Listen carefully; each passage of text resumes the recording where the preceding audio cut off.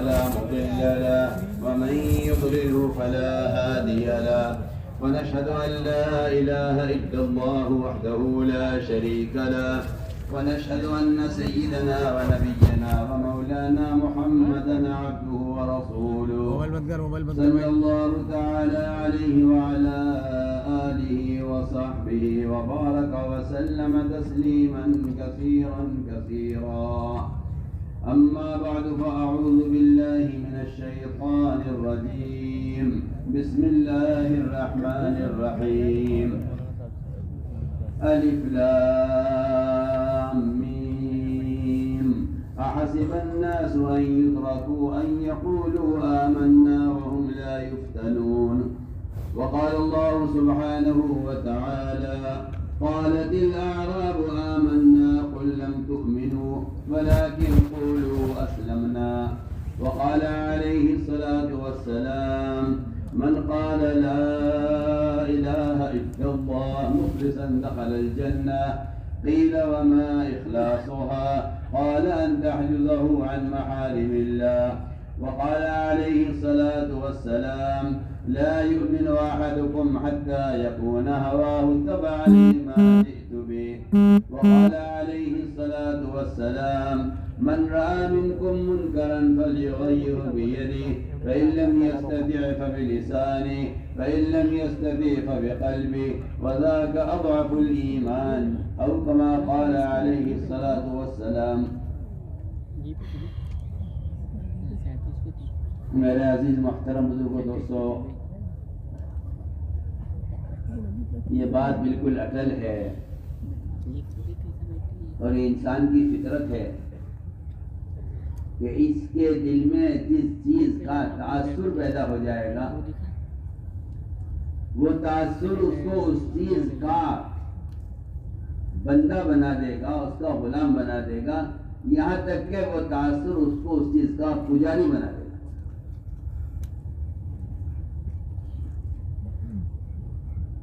جس چیز کا بھی دل میں تاثر پیدا ہو جائے گا وہ تاثر بندے کو اس چیز کا غلام بنا دے گا، اس کا پجاری بنا دے گا۔ اس لیے انبیاء علیہ السلام نے آ کر جو سب سے پہلا کام کیا ہے وہ اللہ کے غیر کا دلوں سے تاثر نکالا ہے۔ احکام نہیں آئے بلکہ اتنی بڑی بڑی مخلوقات سامنے تھی۔ اللہ تعالیٰ کی بناوٹ کو اور اس کی صنائی کو اور اس کی تخلیق کو بیان کیا ہے تاکہ سب سے پہلے ان کے دلوں سے ان شکلوں کا تاثر نکلے جن چیزوں کا تاثر انہیں اللہ کے غیر کی اطاعت بھی کرواتا ہے، اللہ کے غیر کی پوجا بھی کرواتا ہے، اللہ کے غیر کے تابع کر دیتا ہے۔ تو سب سے پہلا کام یہ انبیاء علیہ السلام کا رہا، جو نے آ کر سب سے پہلے اللہ کے ما سوا کی نفی کی ہے۔ جتنے نقشے اس زمانے میں جو بھی لے بیٹھا تھا سب سے پہلے آ کر ان نقشوں کا تاثر انہوں سے نکالا۔ اگر ایک شخص اپنے بچپن میں اپنے پلنے کا تاثر اپنی ماں سے کرتا ہے تو ماں سے پلنے کا انکار، یہاں سے انکار کی ابتدا ہوئی۔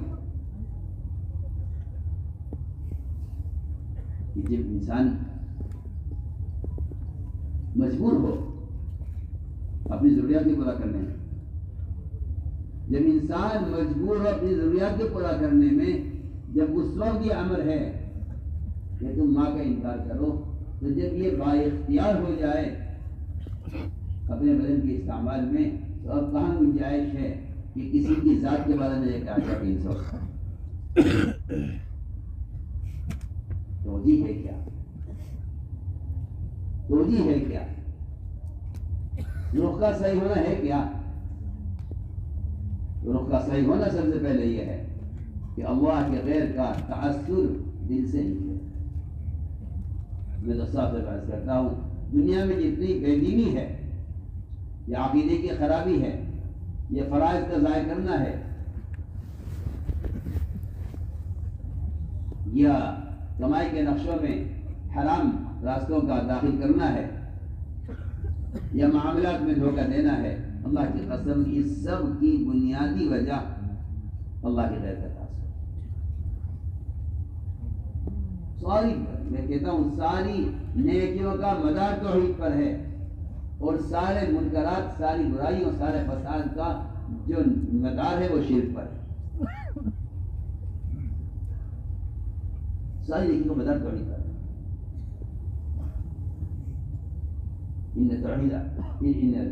فرمایا کہ ساری نیکیوں کا مدار توحید پر ہے۔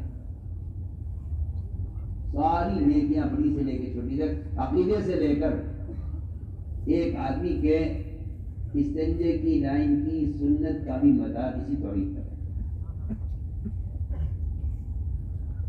اس لیے پہلا کام علیہ السلام کا یہی رہا ہے، پہلا کام کیا، آخر کام بھی یہی رہا۔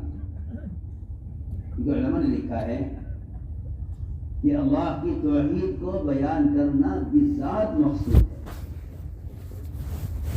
احکام کے علم بھی بذات مقصود ہے، وہ عمل کے لیے مقصود ہے۔ آدمی عمل کے علم سے فارغ ہو جائے گا لیکن توحید سے فراغت نہیں ہوگی، توحید سے فراغت نہیں۔ احکام کے علم بذات مقصود نہیں ہے، وہ عمل کے لیے مقصود ہے۔ اللہ کی توحید کو بولنا یہ بذات مقصود ہے، تاکہ یہ اپنے دل کو روزانہ کھرچ کر اس میں سے اللہ کے غیر کا تعصب نکالے، اور اس کے غیر کے تعصب میں نکلنے کا صرف خدا کی قسم ایک ہی راستہ ہے، صرف کہ اس کی وحدانیت کو بیان کیا جائے۔ اور اس کی وحدانیت کو بیان کرنے میں یہ بات نہیں ہے کہ آپ اتنا کہہ دیں کہ وہ تنہا ہے، نہیں، وہ جس طرح اپنی ذات میں تنہا ہے وہ اپنی صفات میں بھی تنہا ہے، وہ اپنی صفات میں بھی تنہا ہے، وہ اپنے ارادے میں بھی تنہا ہے۔ محمد صلی اللہ علیہ وسلم سید الانبیاء ہے، سید الانبیاء ہے۔ کسی نے کہہ دیا کہ آگے اللہ کے رسول نے چاہا، اللہ نے چاہا، کام ہو گیا، فرمایا کہ یہ مت کہو۔ اللہ تعالیٰ کی مشیت میں نبی کی مشیت کو کوئی دخل نہیں، بلکہ عجیب بات یہ ہے کہ اللہ تعالیٰ انبیاء علیہ السلام کو، بلکہ اس سے پہلے ملائکہ کو، صحابہ کو، اولیاء کو، اللہ تعالیٰ ان سب کو ان کے ارادوں میں ناکام کرتے رہتے ہیں، اپنا تعصب پیدا کرنے اور اپنے غیر کا تعصب سے نکالنے کے۔ فرماتے رضی اللہ تعالیٰ عنہ کہ میں نے اللہ کو پہچانا ہی اپنے ارادوں میں ناکام ہو کر، میں تو اپنے ارادوں میں کامیاب ہوتا رہتا تو گھر میں سمجھتا کہ مجھ سے کچھ ہو سکتا ہے، اپنے ارادوں میں کامیاب ہوتا رہتا تو جتنے کامیابی کے اسباب کا مجھے تجربہ ہوتا وہ سارے اسباب مجھے میرے یقین کو بگاڑتے رہتے اور مجھے اللہ کے غیر کی طرف مجھے دوڑاتے رہتے۔ وہ تو خود فرماتا ہے عرفت ربی بفصل العزائم کہ میں نے جس چیز کا بھی عزم کیا اور فیصلہ کیا، میں نے اس فیصلے میں ناکام ہو کر اللہ کو پہچانا ہے۔ اس لیے اللہ تعالیٰ جن کو اپنی معرفت دینا چاہتے ہیں، کیونکہ اللہ کی معرفت اللہ کا فضل ہے، جس کو جانے دے، اللہ کی معرفت اللہ کا فضل ہے۔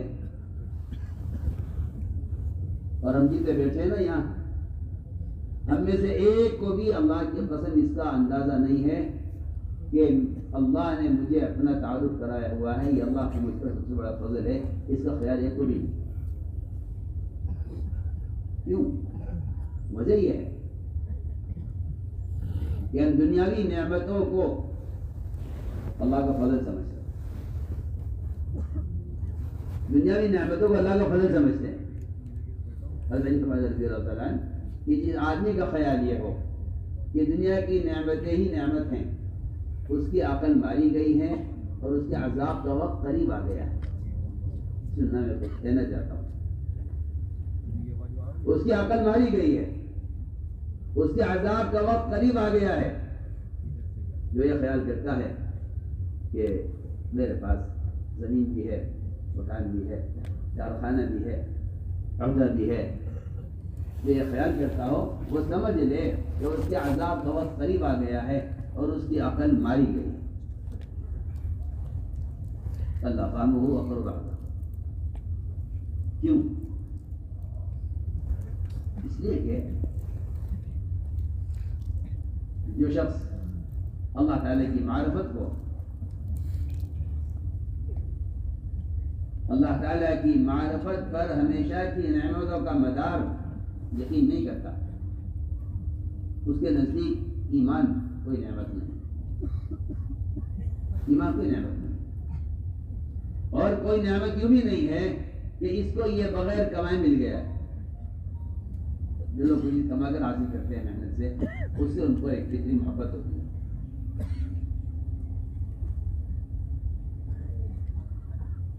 میں نے عرض کیا کہ سب سے بڑا اللہ کا فضل دنیا میں اگر کوئی ہے تو وہ صرف ایمان ہے، اور سب سے بڑی مصیبت اگر کوئی ہے دنیا میں تو وہ شرک ہے. اس لیے کہ شرک پر ہمیشہ کی نقمتوں کا، جہنم کے عذاب کا مدار ہے، اور ایمان ہمیشہ ساری جنت کی ہمیشہ کی نعمتوں کا مدار ایمان پر ہے. اس لیے ہمیں اس نعمت کا اندازہ نہیں ہے کہ اللہ تعالیٰ کی معرفت کسی کو مل جائے نا، یہ اس کے پاس کتنی بڑی نعمت ہے، اس کا اندازہ نہیں.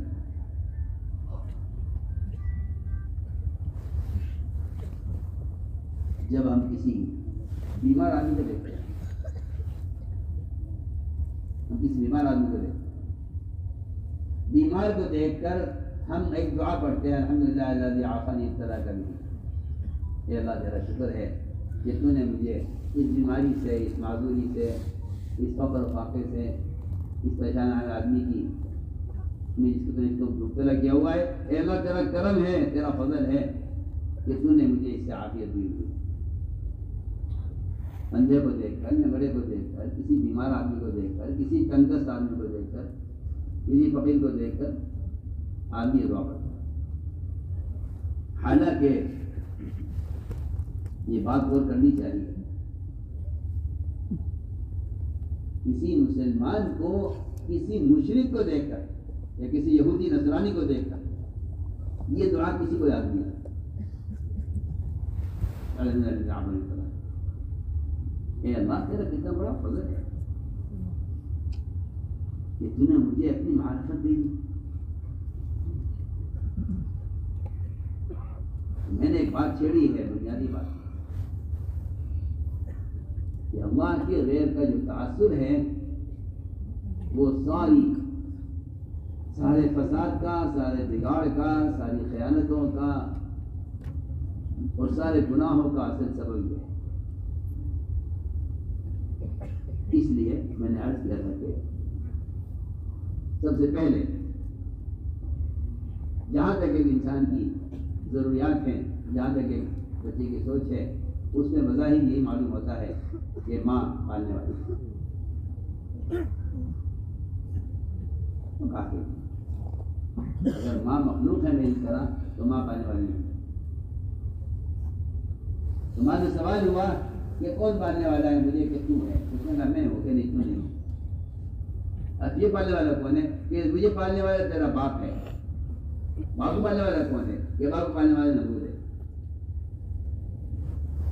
ان کا تو سلسلہ یہاں آ کر ختم ہو گیا. لیکن ایسا سمجھتے تھے کہ جسمانی اعضاء کے اعتبار سے بچہ، ماں، باپ، نمرود، جب یہ جسمانی اعضاء کے اعتبار سے سب برابر ہیں، تو ان میں سے کوئی معبود کیسے ہو سکتا ہے؟ یہاں سے سوال کھڑا ہوا، یہاں سے سوال کھڑا ہوا کہ ان میں سے کوئی معبود کیسے ہو سکتا ہے جب پلنے کے اعتبار سے یہ ساری شکلیں برابر ہیں، جب اعضاء کے اعتبار سے سب شکلیں برابر ہیں، تو پھر یہ معبود، یہ پالنہار کیسے ہو سکتا ہے؟ پھر نظر گئی ستارے پر، کل نظر گئی چاند پر، کل نظر گئی سورج پر. یہاں کے ابراہیم علیہ السلام نے یہ اعلان کر دیا کہ میں نے اپنے رخ کو بنے ہوئے سے بنانے والے کی طرف پھیر لیا ہے. سوال اس بات کا ہے کہ آپ نے رخ پھیرنے کا اعلان تو کر دیا، مگر آپ کے رخ کے پھرنے کا امتحان ہوگا. آپ کا رخ صحیح ہو گیا یا نا؟ آپ نے اعلان تو کر دیا، آپ کے رخ کے صحیح ہونے کا امتحان ہوگا. ہم امتحان لیں گے آپ کا. وہ تو جی کا اعلان تجھے ہوا تھا جب ماں سے لے کر سورج تک سب شکل کا انکار ہو گیا. ہم اس کے امتحان لیں گے، اور امتحان ہم اچھے حالات میں نہیں لیں گے، یہ امتحان ہم بہت برے حالات میں لیں گے. امتحان ہم بہت برے حالات میں لیں گے. اسی لیے میں نے قرآن کی آیت پڑھی تھی شروع میں، احسب الناس ان یترکوا ان یقولوا آمنا وهم لا یفتنون. یہ آمنا کہہ دیں گے، کیا ان کے امتحان بھی لیں گے؟ امتحان لیں گے برے حالات. جب ان کو غیر اللہ کی سخت ضرورت ہوگی، جب ان کو غیر اللہ کی سخت ضرورت ہوگی، اس وقت ہم دیکھیں گے کہ ان کے دل میں ہماری ذات کا تاثر کتنا ہے. جب ان کو سخت ضرورت ہوگی سہارے کی، ہم اس کو دیکھیں گے کہ اس وقت یہ ہمیں کتنا یاد رکھتے ہیں. ابراہیم علیہ السلام توحید کی آواز دے کر اٹھے، اور یہ ہمیشہ کا اللہ تعالیٰ کا دستور ہے. ہماری بات یاد رکھنا، یہ اللہ تعالیٰ کا دستور ہے اور یہ قدیم معمول ہے کہ جس زمانے میں بھی اللہ کے بندے اللہ کے توحید کو بیان کریں گے، باطل عبادت کے، تلاوت کے، ذکر کے، اعمال خیر کے، زکوٰۃ کے، حج کے، روزے کے کسی کے مقابل نہیں آئے. اگر باطل مقابل آئے گا تو اللہ کی توحید کے بولنے کے مقابل آئے گا. اس لیے کہ قرآن نے یہ صاف اعلان کر دیا ہے کہ سوائے اللہ کی توحید کے بیان کرنے کے اقوام باطلہ کے دلوں کے دبنے اور کھینچنے کا اور کوئی اس کے علاوہ ذریعہ نہیں. بڑھیا قرآن. ہم صبح سے لے کے شام تک جتنا شکلوں کو بولتے ہیں نا، شکلوں کو بولتے ہیں ان کے بنانے والے خداؤں کے ساتھ، ان کے بنانے والے خداؤں کے نام کے ساتھ. قرآن ہی کہتا ہے کہ اس سے تمام اقوام باطلہ ان باتوں سے بہت خوش ہوتی ہیں. میں تو قرآن کی آیت کا ترجمہ کرتا ہوں.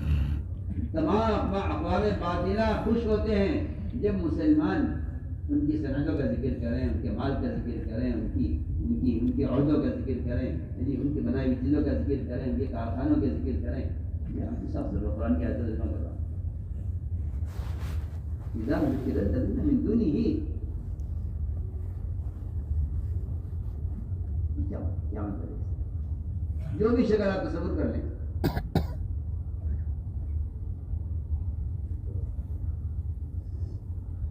جو بھی شکل آپ تصور کر لیں، ایٹمیات میں کر لیں، مادیات میں کر لیں، مالیات میں کر لیں، جس چیز کو آپ تصور کر لیں، جب مسلمان غیروں کی صنعتوں کے تذکرے کریں گے تو اقوام باطلہ اس سے خوش ہوں، اور جب اللہ کے توحید کو بیان کریں گے تو اس سے باطل و قلوب دبیں گے اور کھینچیں گے. قرآن کہہ رہا ہے اذا ذکر اللہ وحدہ اشمئزت قلوب الذین لا یؤمنون بالآخرہ واذا ذکر الذین من دونہ اذا هم یستبشرون. میں نے عرض کیا کہ ایک واحد چیز ہے اللہ کی توحید کرنا. میں نے عرض کیا کہ اس توحید کا اقرار ہی نہیں ہوگا، صرف اس کا امتحان ہوگا. وہ ظاہر بات ہے کہ انبیاء علیہ السلام اس امتحان میں بہت سخت امتحان ہوتا ہے. آپ جانتے ہیں دنیا کا دستور ہے، دنیا کا دستور ہے کہ چھوٹی کے لفظوں کا امتحان آسان ہوتا ہے، اونچی کے لفظوں کا امتحان مشکل ہوتا ہے. آگے بڑھ جائیں آپ، امتحان اور سخت ہو جائے گا. جتنا سخت امتحان جتنی بڑی ڈگری، جتنا سخت امتحان اتنی بڑی ڈگری. یہ بات ہے. انبیاء علیہ السلام کا یہ سخت امتحان ہوتا ہے کہ ہمیں یہ دیکھنا ہے. ہم وہ حالات کر کے دیکھیں گے کہ یہ کدھر مائل ہوتا ہے. ابراہیم علیہ السلام جب توپ اور آگ کے درمیان میں تھے، جب آگ میں ڈالا گیا، ہم دیکھیں گے کہ آپ کا رخ کتنا صحیح ہوا ہے. ایسا وقت جس میں انسان کو سخت حاجت، سخت ضرورت ہے مدد کی، ہم اسے دیکھیں گے، اسے ہم دیکھیں گے کہ آپ ہمیں کتنا یاد رکھیں. میں صاف قدر کرتا ہوں کہ اسباب چاہے انبیاء کو دے دیے جائیں، چاہے صحابہ کو دے دیے جائیں، چاہے اولیاء کو دے دیے جائیں، چاہے عام مسلمانوں کو دے دیے جائیں، سارے اسباب جبرائیل سے لے کر کائنات کے ہر ذرے تک جتنے بھی اسباب ہیں، یہ سارے اسباب صرف اس امتحان کے لیے ہیں کہ تم ہمیں کتنا یاد رکھتے ہو. ہمیں تم کتنا یاد رکھتے. میں کہتا ہوں کہ اگر کائنات کا حساب سے نہ بھرا جاتا تو پھر اللہ کو یاد رکھنا فرشتوں کا کوئی کمال نہیں ہے. اس طرح فرشتوں کا ایمان لانا کوئی کمال نہیں ہے. حدیث ہے حدیث ہے،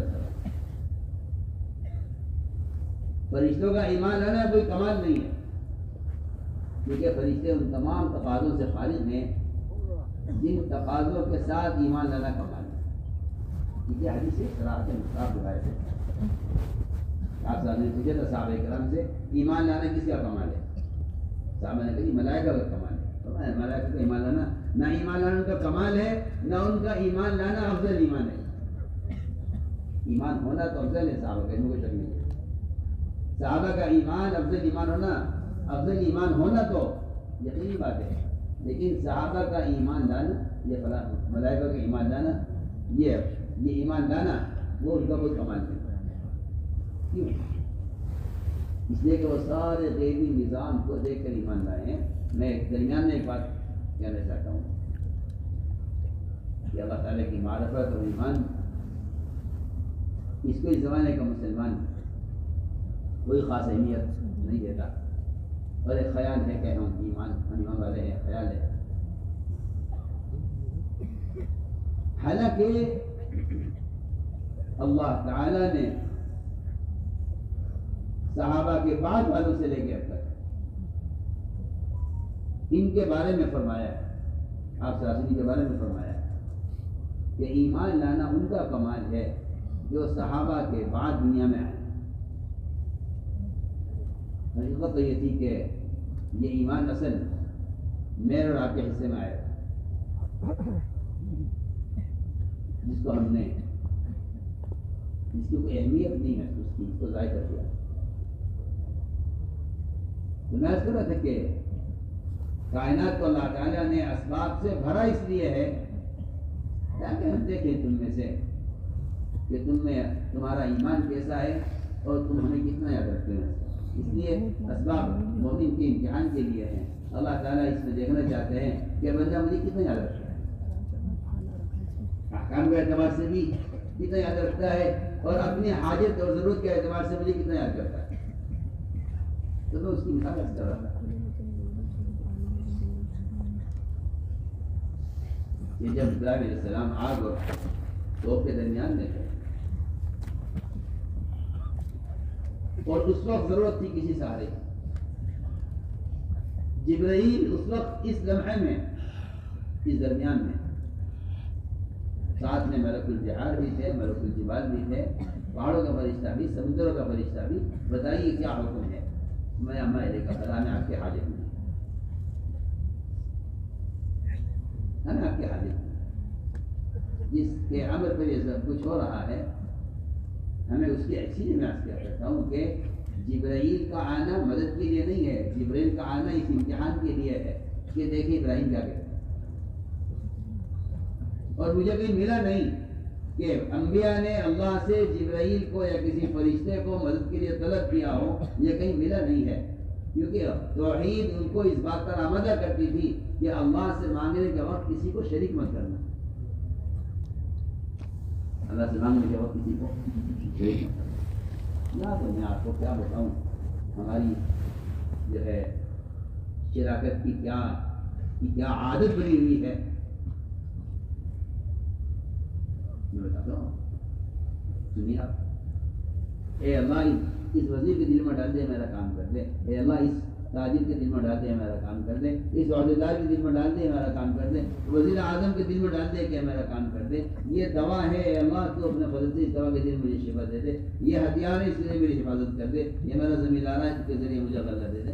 میں تو سمجھتا ہوں کہ اس نے اللہ تعالیٰ کی توحید کو سمجھا نہیں ہے، اس لیے یہ اس کی قدرت سے فائدہ اٹھانے کے لیے اب دعاؤں کے اندر اسباب کو داخل کر کے حاجت مانگتا ہے.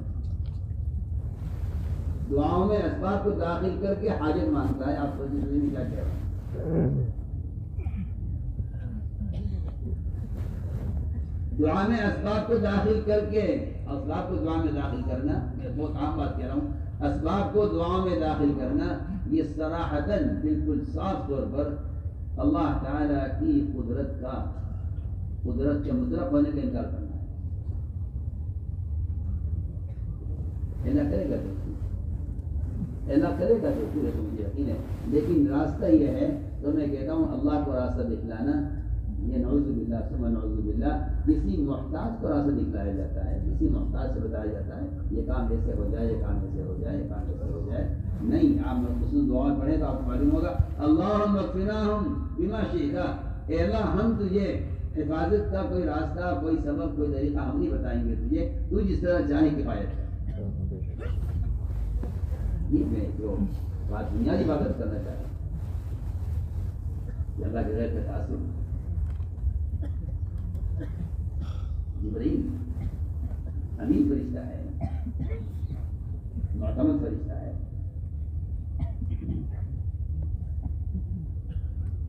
اور معلوم ہے کہ اللہ ہی کی طرف سے آتے ہیں اور انبیاء ہی کی طرف آتے ہیں، یہ بھی معلوم ہے. لیکن اس موقع پر یعنی ہمیں آپ کی حاجت ہے. اللہ تعالیٰ نے ابراہیم علیہ السلام کے لیے دہکائے جانے والے آپ کو ٹھنڈا کیا ہے. اس کو ٹھنڈا کرنے کا بنیادی تعلق مومن سے، گمان سے ہے، ظن سے. تمہارا ہمارے بارے میں کیا ہونا ہے؟ ہم تمہیں جلا دیں گے، ہم تمہارا کاروبار اکھاڑ دیں گے، ہم تمہاری زمین بنجر کر دیں گے، ہم تمہارے نام کو شمع نہیں دیں گے. تمہارا کیا خیال ہے؟ آپ کی نروجے سے بات ظن. میں کہتا ہوں ظن ہی توحید ہے، ظن ہی توحید ہے. جب آدمی کا، جب اللہ کی توحید اور اس کی وحدانیت کا تاثر سے نکل جاتا ہے تو بندہ اللہ سے بدگمان ہو جاتا ہے. بندہ اللہ سے بدگمان ہو جاتا ہے. جب گمان بگڑ جاتا ہے، توحید بگڑ، جب توحید کا آغاز تو توحید کی حقیقت سے نکل جاتی ہے، بندہ اللہ سے بدگمان. میں اس کی آپ کو مثالیں پیش کروں. ظن اتنی بڑی چیز اور ظنی توحید ہے. اللہ کے ساتھ گمان درست ہونا ہی توحید ہے. کہ میں اس کے ماسوا سے امید نہیں کرتا، بس یہ گمان کا درست ہونا ہے. اس کے ماسوا سے گمان کرنا یہ سوء ظن ہے، یہ بدگمانی. میں عرض کرتا اللہ تعالیٰ نے ابراہیم صاحب کے لیے آپ کو ٹھنڈا کیا ان کے گمان پر. یعنی آپ کی حاجت نہیں ہے اور اللہ تعالیٰ ہمیں ضائع نہیں کریں گے.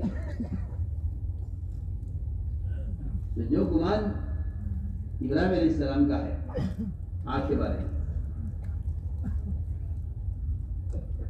یہ تو ابراہیم علیہ السلام ہے، نبی ہیں.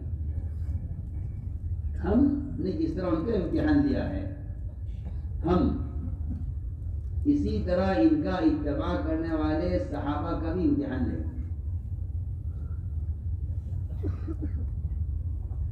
سوچیے، ایک آدمی، دوسرا آدمی، تیسرا آدمی آ کر کہہ رہے، دیکھ کر اپنی آنکھوں سے کہ ابو درداء محل میں آگ لگ گئی ہے، آگ کا گھر چل رہا ہے. وہ کہہ رہے کہ میرا گمان اللہ کے ساتھ یہ کہ اللہ میرا مقام نہیں جلائیں گے، اس لیے کہ میرا اللہ کے ساتھ گمان، کیونکہ جو دعا مجھے بتائی گئی ہے وہ اللہ کے طرف بتائی گئی ہے، اس دعا کا تقاضا یہ ہے کہ میں اس دعا کے اعتبار سے گمان کروں اللہ کے ساتھ۔ تیسرا آدمی آیا، چوتھا آدمی آیا کہ ہاں ابو درداء آپ تو بے شک لگ گئی تھی لیکن آپ کا مکان نہیں چلا۔ یہ میں ایک مثال عرض کر رہا ہوں، بلکہ بعض روایتوں میں یہاں تک ملتا ہے کہ دجال کے زمانے میں جو مسلمان اس وقت ہوگا، جب دجال نکلے گا اس وقت کے مسلمان کو، جب یہ دجال اس کو اپنی آگ میں ڈالے گا اور یہ اس وقت اللہ کے ساتھ گمان ٹھیک کر لے، تو اللہ تعالیٰ دجال کی آگ سے ایک عام مسلمان کو اس طرح بچائیں گے جسے ابراہیم علیہ السلام کو نمرود کی آگ سے اللہ نے بچایا ہے۔ یہ روایت ہے، یہ نہیں کہ تو وہ ان کو ایمان کا ہمارا ایمان جیسا کہاں، یہاں پہ ایک عجیب و غریب عجیب فتنہ امت میں پیدا ہو گیا ہے اس زمانے میں۔ جب فرائض کو کہو، جب دین کے بارے میں کہو، جب سنت کے احترام کے بارے میں کہو، تو یہ کہتے ہیں کہ ہمارا ایمان کا ایمان جیسا ایک سکا ہو سکتا ہے، ان کا ایمان تھا ہمارا ایمان۔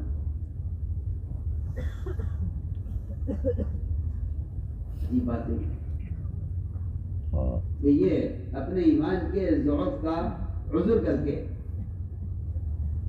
اپنی بے دینی پر راضی ہو جاتے ہیں اور دین کے کمال سے مایوس ہو جاتے ہیں، یہ کہہ کر کے بھی ہمارا ایمان ان کا جیسا ایمان نہ ہو، ہمارا جتنا ہے ٹھیک۔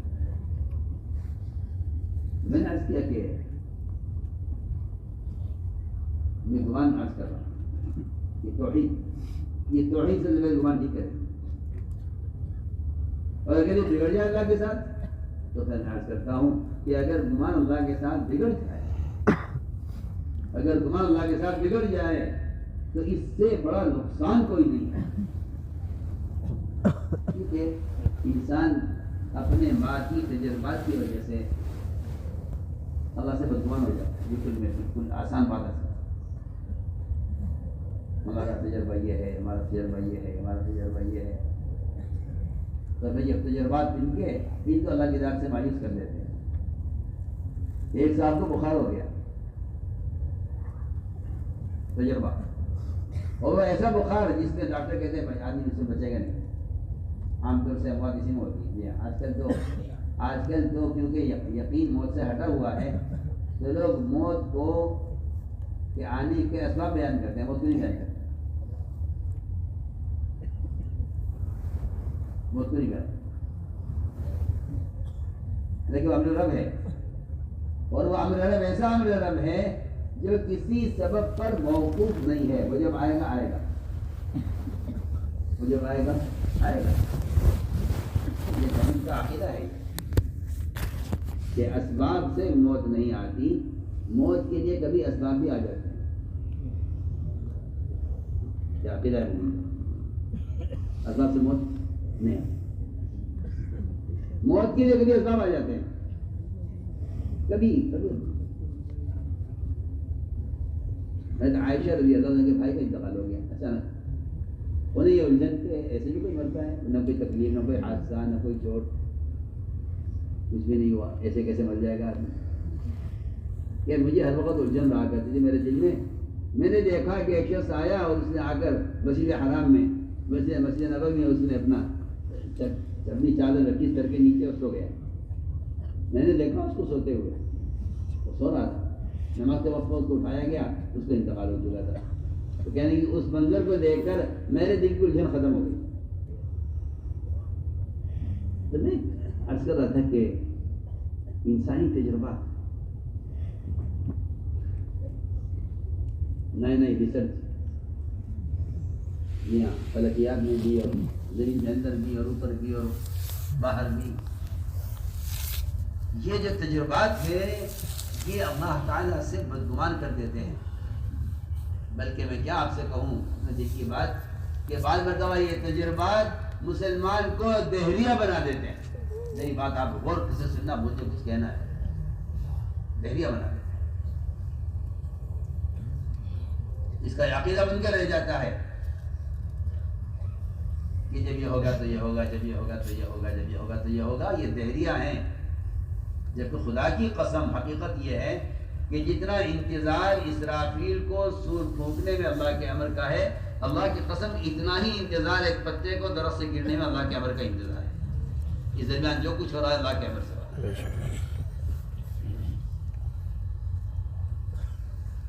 میں آپ سے صاف طور عرض کرتا ہوں، دنیا میں جتنا فساد ہے اس کی بنیادی وجہ یہ ہے کہ ایک دوسرے کو فعال اور ایک دوسرے کو خدا سمجھ بیٹھے ہیں، اس لیے خدا کو کہتا ہے تو نے کیا بھیجا، تو نے کیا بھیجا، تو نے کیا بھیجا۔ ہر کائنات میں نے تو عرض کر دی ہے، آخری مثال ہے، ایک پتا سوکھ کر اگر درخت سے گرتا ہے، آپ تو کبھی دیکھیں گے کہ پورا درخت پتوں سے خالی ہو جاتا ہے، چوٹی پر جا ہوا کے جھکڑ چل رہے ہیں۔ عجیب بات ہے،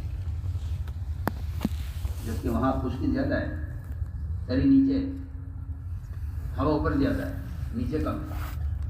نیچے سے لے کے میں نے خود ایک درخت خود دیکھا اپنی آنکھ سے، اور میں اس کو درخت کو دیکھ کے میں سمجھ گیا، میں نے کہا یہ اللہ کے امر کے انتظار میں یہ پتہ لٹکا ہوا ہے چوٹی پر، آخری شاخ ہے بالکل، اس سے اور کوئی شاخ نہیں ہے، اس پر یہ پتہ لٹکا ہوا ہے۔ میں نے کہا خدا کی قسم یہ اللہ کے امر کا منتظر ہے گرنے میں۔ یہ اندھے سائنسداں ہیں، ان سے پوچھو پتہ کہیں کہ سوکھا نہیں ہے، گدے کہیں کہ یہ نیچے کے سارے پتے سوکھے گر گئے جہاں تری ہے، اوپر کا پتا سوکھا نہیں ہے۔ بالکل سب بات ہے۔ میں تو کہتا ہوں اگر سائنس پڑھنے پڑھانے والے اس ظاہری نظام کا توحید و قابل انکار نہ کریں تو یہ دہریہ بن جائیں گے، دہریہ بنا دیں گے۔ سب بات ہے، توحید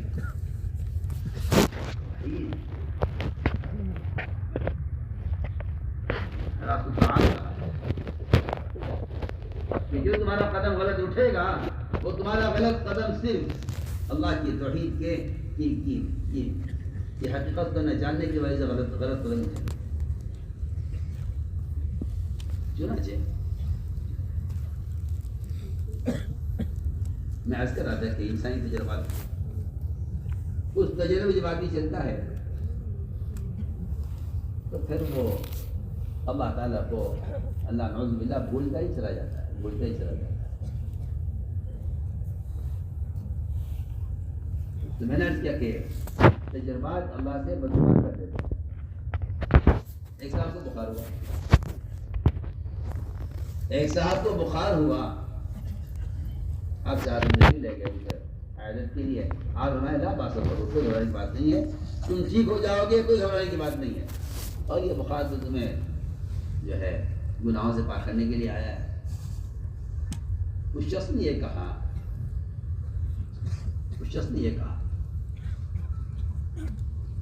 کہ آپ کیا بات کر رہے ہیں، یہ کوئی عام بخار نہیں ہے، یہ تو وہ بخار ہے جو بیمار کو قبرستان لے جا کے چھوڑتا ہے۔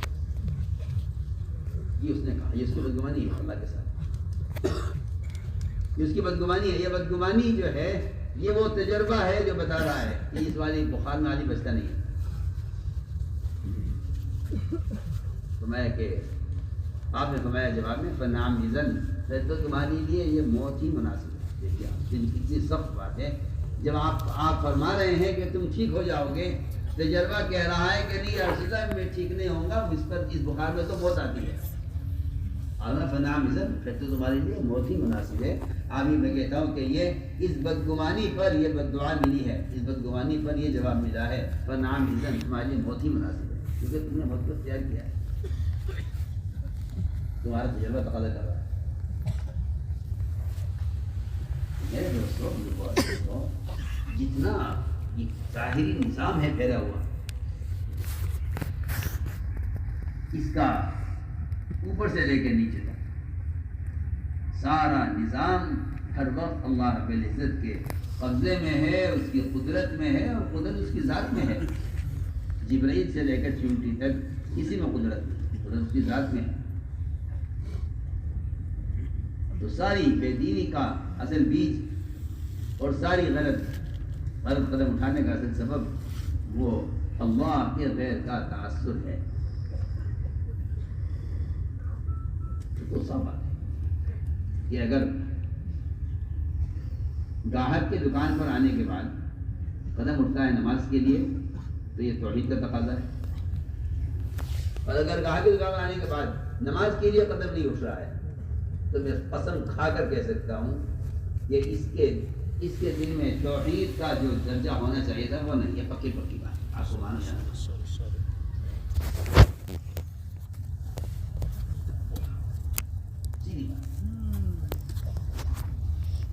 توحید کا جو تصور ہے مسلمانوں میں وہ اللہ کو اکیلا ماننا یہ توحید کا تصور بن گیا ہے لوگوں کے ذہنوں میں کہ وہ اکیلا ہے. نہیں، ایسی بات نہیں ہے. وہ توحید کا تقاضا یہ ہے کہ پھر آپ یہ بتائیے کہ آپ نے اس کے حکم پر، اس کی عبادت کے موقع پر آپ نے اس کو مقدم کیا یا مؤخر کیا؟ توحید کا تقاضا یہ ہے. توحید کا تقاضا اطاعت کا ہے. توحید کا تقاضا یہ ہے کہ پھر میں اس کے غیر کے سامنے جھکوں گا نہیں. میں صاف طور پر عرض کرتا ہوں، اللہ کے کسی فرض کو ضائع کر کے کسی شکل کو مقدم کر دینا یہ اللہ کے غیر کی طرف جھکنا ہے.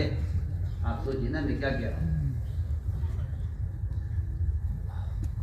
آپ کہتے ہیں میں نماز بعد میں پڑھ لوں گا.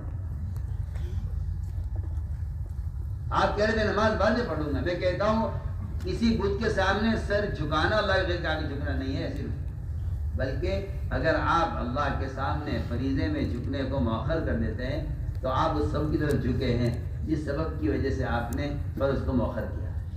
سی بات. آپ کہاں ہیں؟ ہم کہاں سے رہے؟ ہم نے کبھی نہیں توحید کی اس اعتبار سے کبھی نہیں بولی. تو جی میں نے رخ بدل ہوئے سے باہر سے پھیر لیا ہے. کیا اگر کامل دین نہیں ہے تو آپ کا رخ صحیح نہیں ہے. سیدھی بات ہے. کسی کے سامنے سر جھکانا عبادت نہیں ہے. کسی کی چاہت کو رب کی چاہت پر مقدم کرنا یہ اللہ کے غیر کے سامنے سر جھکانا، اور اللہ کی چاہت کو اس کے غیر کی چاہت پر مقدم کرنا یہ اللہ کے سامنے جھکنا ہے. تو میں نے عرض کیا کہ ایک بنیادی بات ہے کہ توحید کو اس اعتبار سے سوچو. علماء نے لکھا ہے اگر رسالت نہیں ہے تو توحید باطل ہے. سنیے تو صحیح آپ، یہ رسالت نہیں ہے تو توحید باطل ہے. کیا مطلب رسالت؟ رسالت کا مطلب، رسالت کا خلاصہ ہی اتباع سنت ہے. رسالت کا خلاصہ اتباع سنت ہے. صرف یہ کہتے ہیں نا ہاں جی ہم نے مان لیا آپ رسول ہیں. آپ کیوں نہیں غور کرتے ابو طالب پر؟ کیوں نہیں غور کرتے ہیں؟ ابو طالب نے ایسے الفاظ کہے ہیں موت سے پہلے کہ آپ کو پوری امید ہو چلی تھی کہ، اور کفار کو پورا خطرہ ہو چلا تھا کہ یہ گیا سے.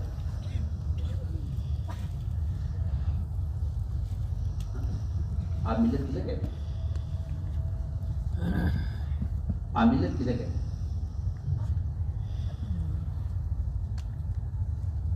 وہ تو اگر کوئی غور کرے تو اتباع سنت یہ ہے رسالت.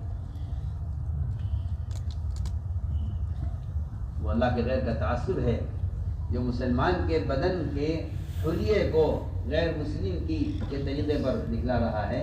یہ اندر کا تاثر ہے. یہ توحید کے بھی خلاف ہے، رسالت کے بھی خلاف.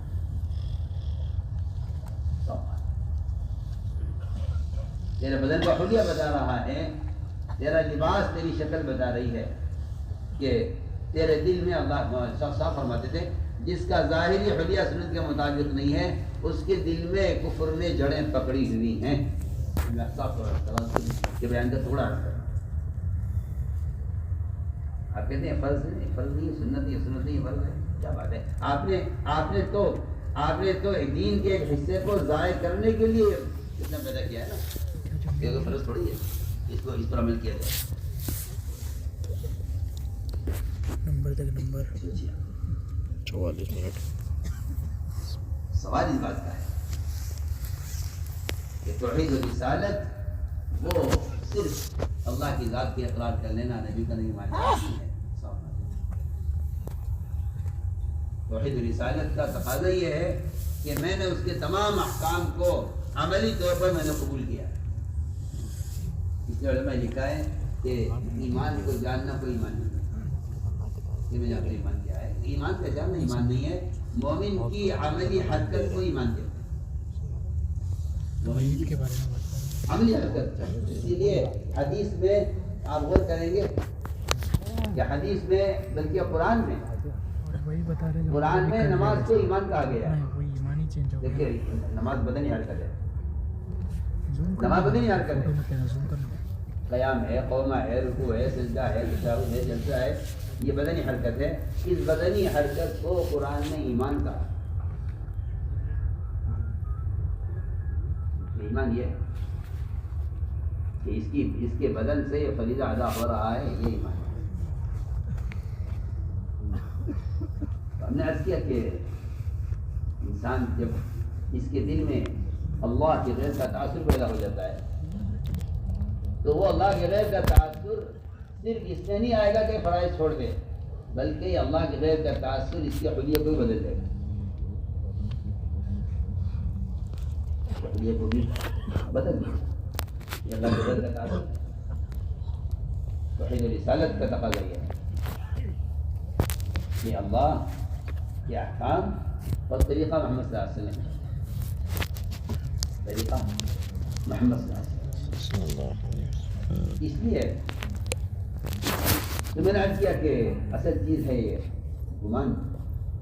اللہ کے ساتھ گمان کیوں کرو؟ اللہ کے ساتھ گمان کیوں کرو؟ اگر گمان تمہارا درست ہے تو پھر میں کہتا ہوں کہ گمان سے بڑی کوئی طاقت نہیں ہے، کیونکہ اللہ فرماتے ہیں میں اپنے بندے کے گمان کے ساتھ ہوں. جبرائیل سے لے کر فرشتوں سے لے کر اور تمام جتنی بھی مادی شکلیں دنیا میں ہو سکتی ہیں، بڑی سے بڑی طاقت مادی طاقت، ان سب سے بڑھ کر سارے اولیاء سارے صحابہ کی طاقت سے بڑھ کر اگر کوئی طاقت ہے تو وہ اللہ کے ساتھ گمان کا درست کرنا ہے. گمان کے ساتھ تو میرے دوستو میں کہنا چاہتا ہوں کہ کیا چیز ہے جس میں ایمان کا امتحان ہے کہ اس ایمان کا اور اطاعت کا امتحان دنیا کے پھیلے ہوئے نقشوں میں اور اسباب تجارت میں اور اسباب معیشت میں اس میں مسلمان کا امتحان ہے. اسی پر جنت کا وعدہ ہے. ورنہ تو اگر جنت عبادت پر ملنی ہوتی صرف، اگر جنت ملنی ہوتی عبادت پر صرف، تو اس جنت کے حقدار ملائکہ ہوتے. جب جنت کو دیکھ کر آئے فرشتے کہا ہے اللہ اس میں تو ہم ہی داخل ہو سکتے ہیں اور کوئی نہیں آ سکتا اس میں. اس لیے کہ اس میں داخل ہونے کے لیے جو قربانیاں اور جو عبادات اور جو ناگواریاں چاہیے وہ یہ بندے تو انسان تو اس کو کرنا ہے. تیری عبادت کے جو درجہ ہے اس میں داخل ہونے کے لیے وہ عبادت ایسی بات ہم ہی کر سکتے ہیں، لہٰذا ہم اس کے اللہ.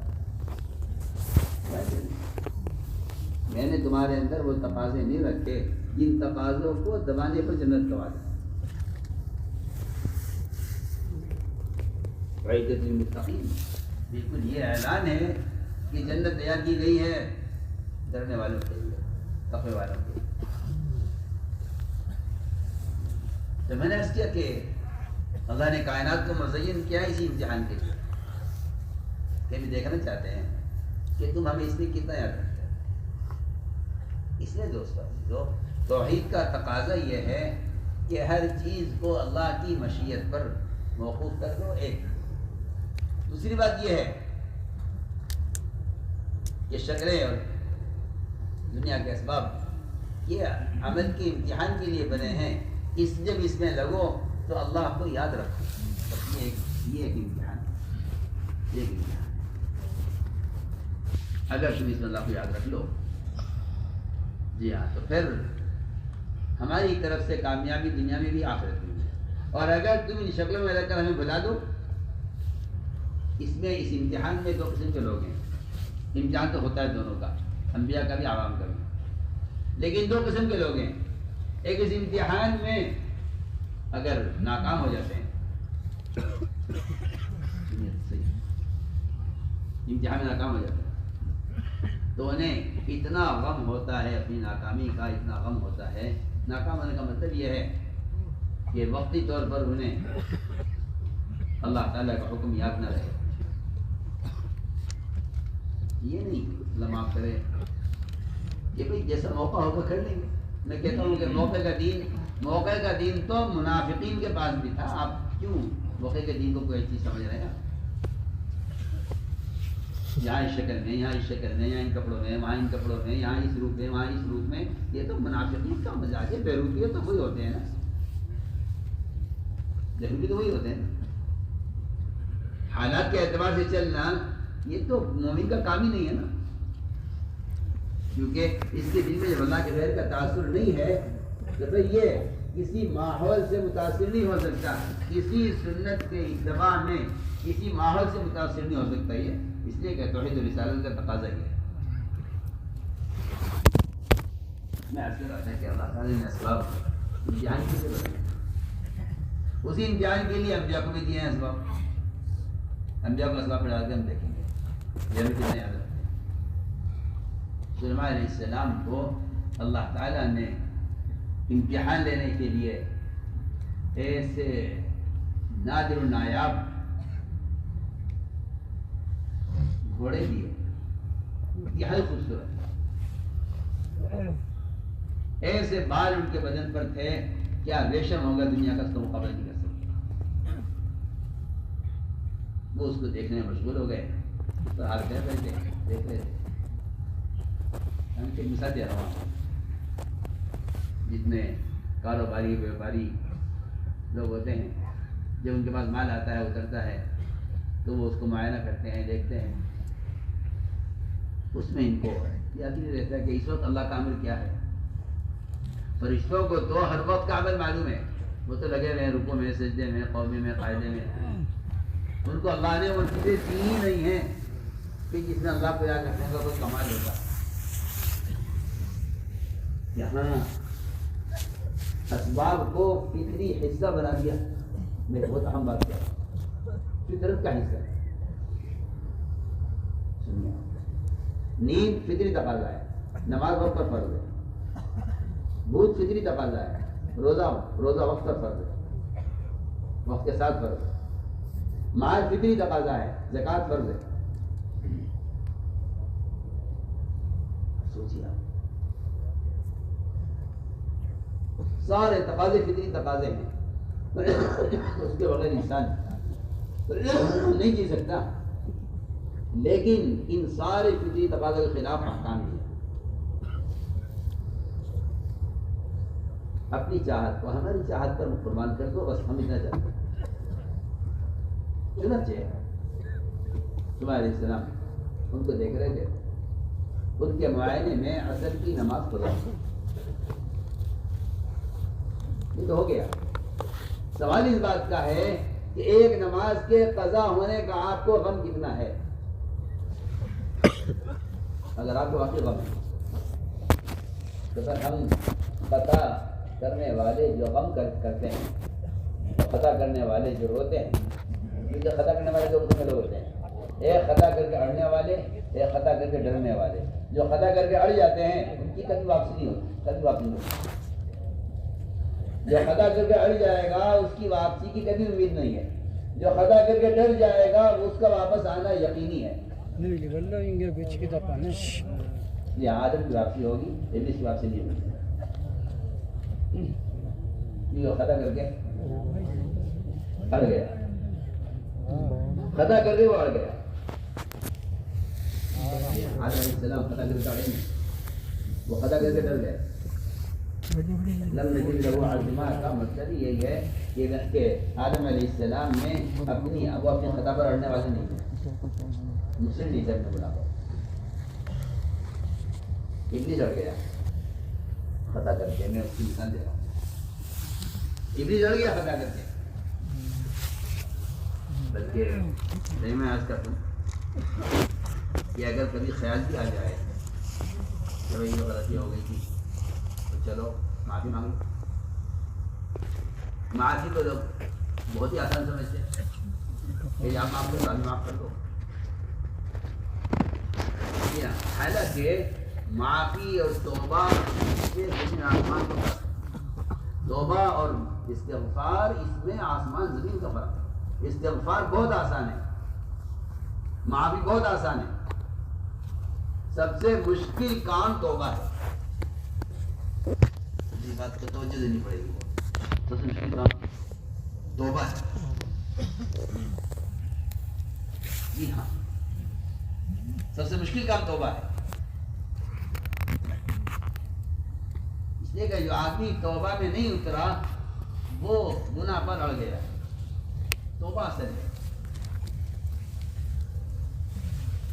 استغفار تو توبہ کے بعد ہے.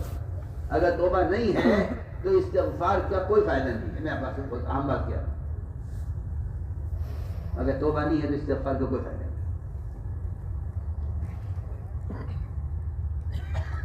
کیا ہے توبہ؟ توبہ کہتے ہیں اپنی غلطی پر کا اعتراف کر کے واپس ہونا. شاید کہتے ہیں رجوع کرنے والے تو واپس آنے, آپ اسی حال سے واپس آ جائیے جدھر سے آپ گئے. اسے توبہ کہتے ہیں. اس کو توبہ کہتے ہیں.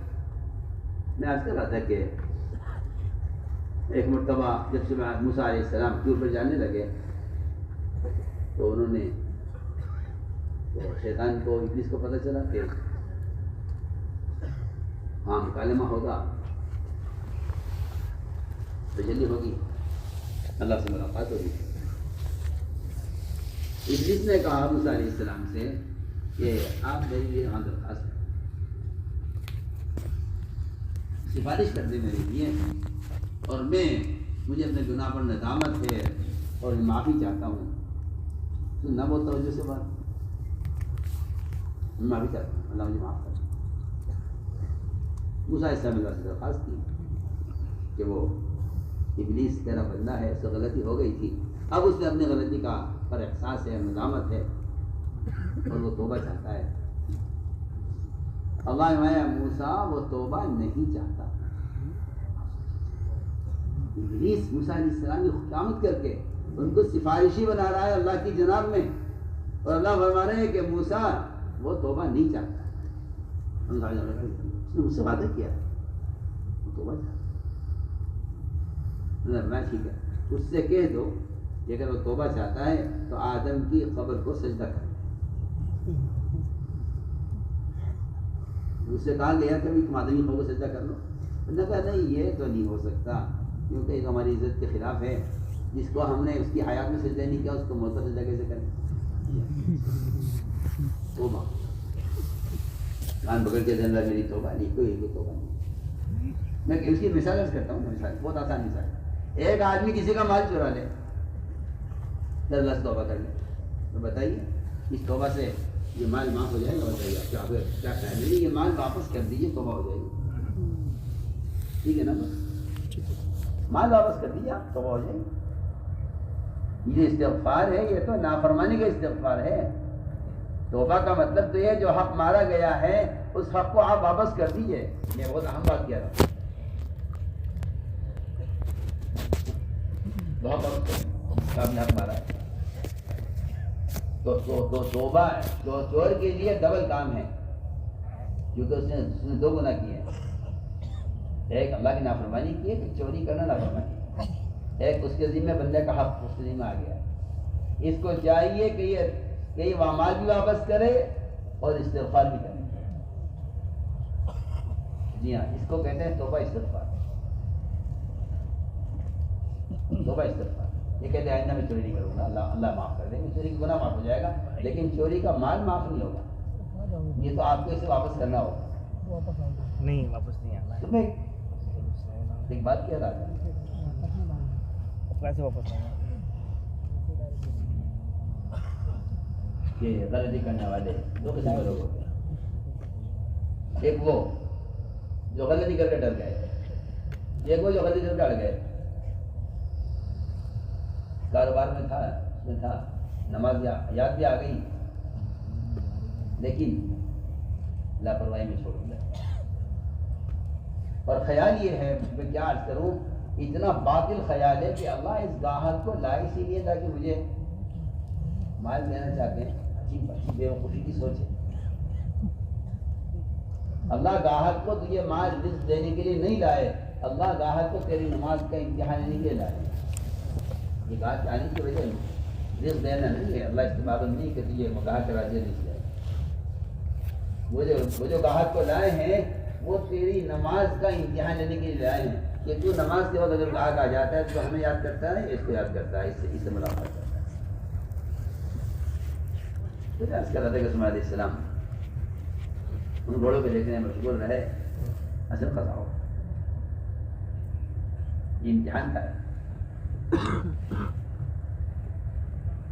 جب یاد دلایا گیا کہ نماز اصل کی, تو اتنا غم ہوا, اتنا غم آتے کہ نماز کے قضا ہونے کا کہ گھوڑے کاٹ کر جو چیز اللہ کی یاد سے غافل کر دے اس کو تو اس کے ہونے کا کیا ہوتا, اس کو ہونے کا کیا سوال. گھوڑے کاٹ ڈالے, گھوڑے کاٹ ڈالے, اور کہ مجھے آج کی عصر چاہیے, سورج کو واپس نکالیے, مجھے آج کی عصر چاہیے.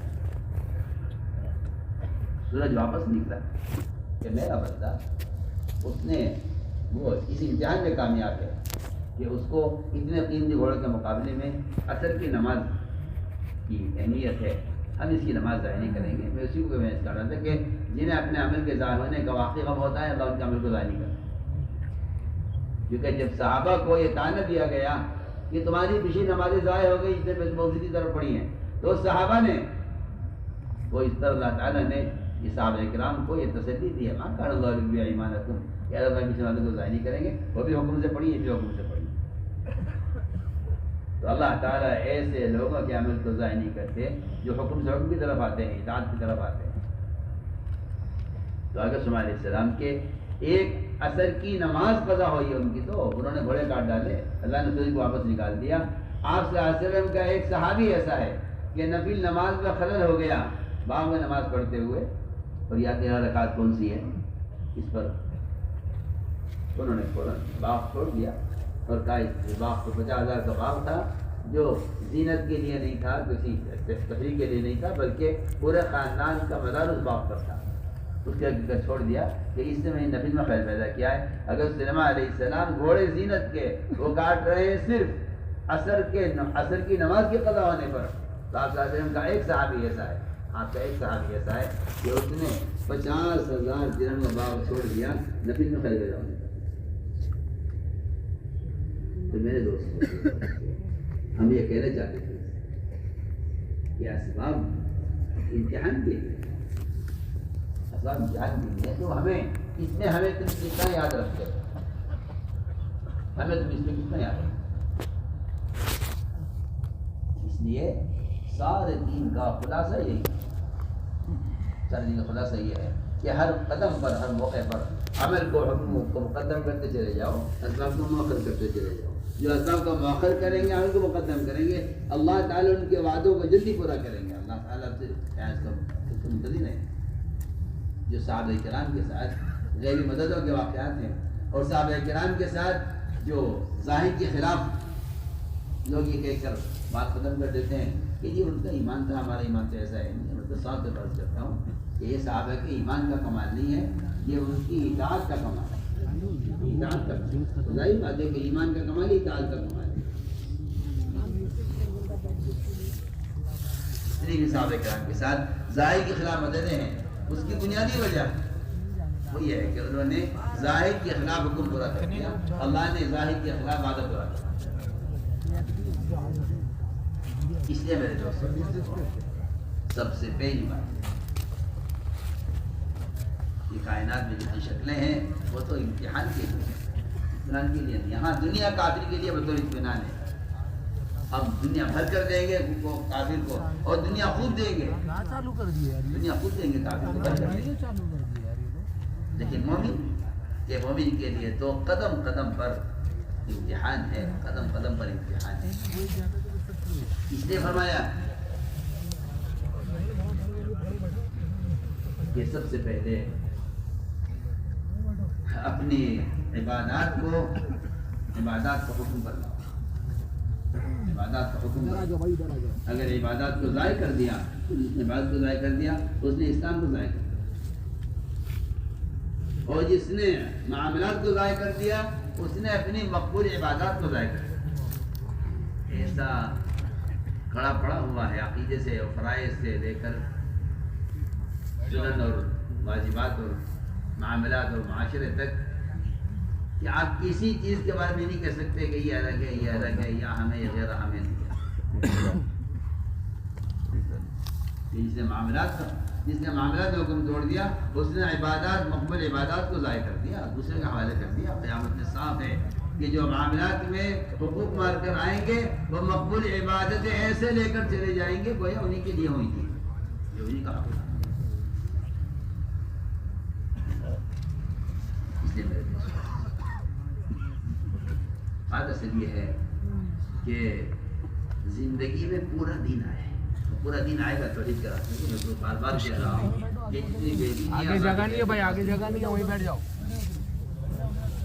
پورا دن آئے گا، اس لیے اللہ تعالیٰ کی ذات عالی سے براہ راست فائدے اٹھانے کے لیے جو احکام دیے گئے ہیں، ایاک نعبد و ایاک نستعین، یہ توحید کے ساتھ یہ دوسرا جملہ اطاعت استعانت کا ہے۔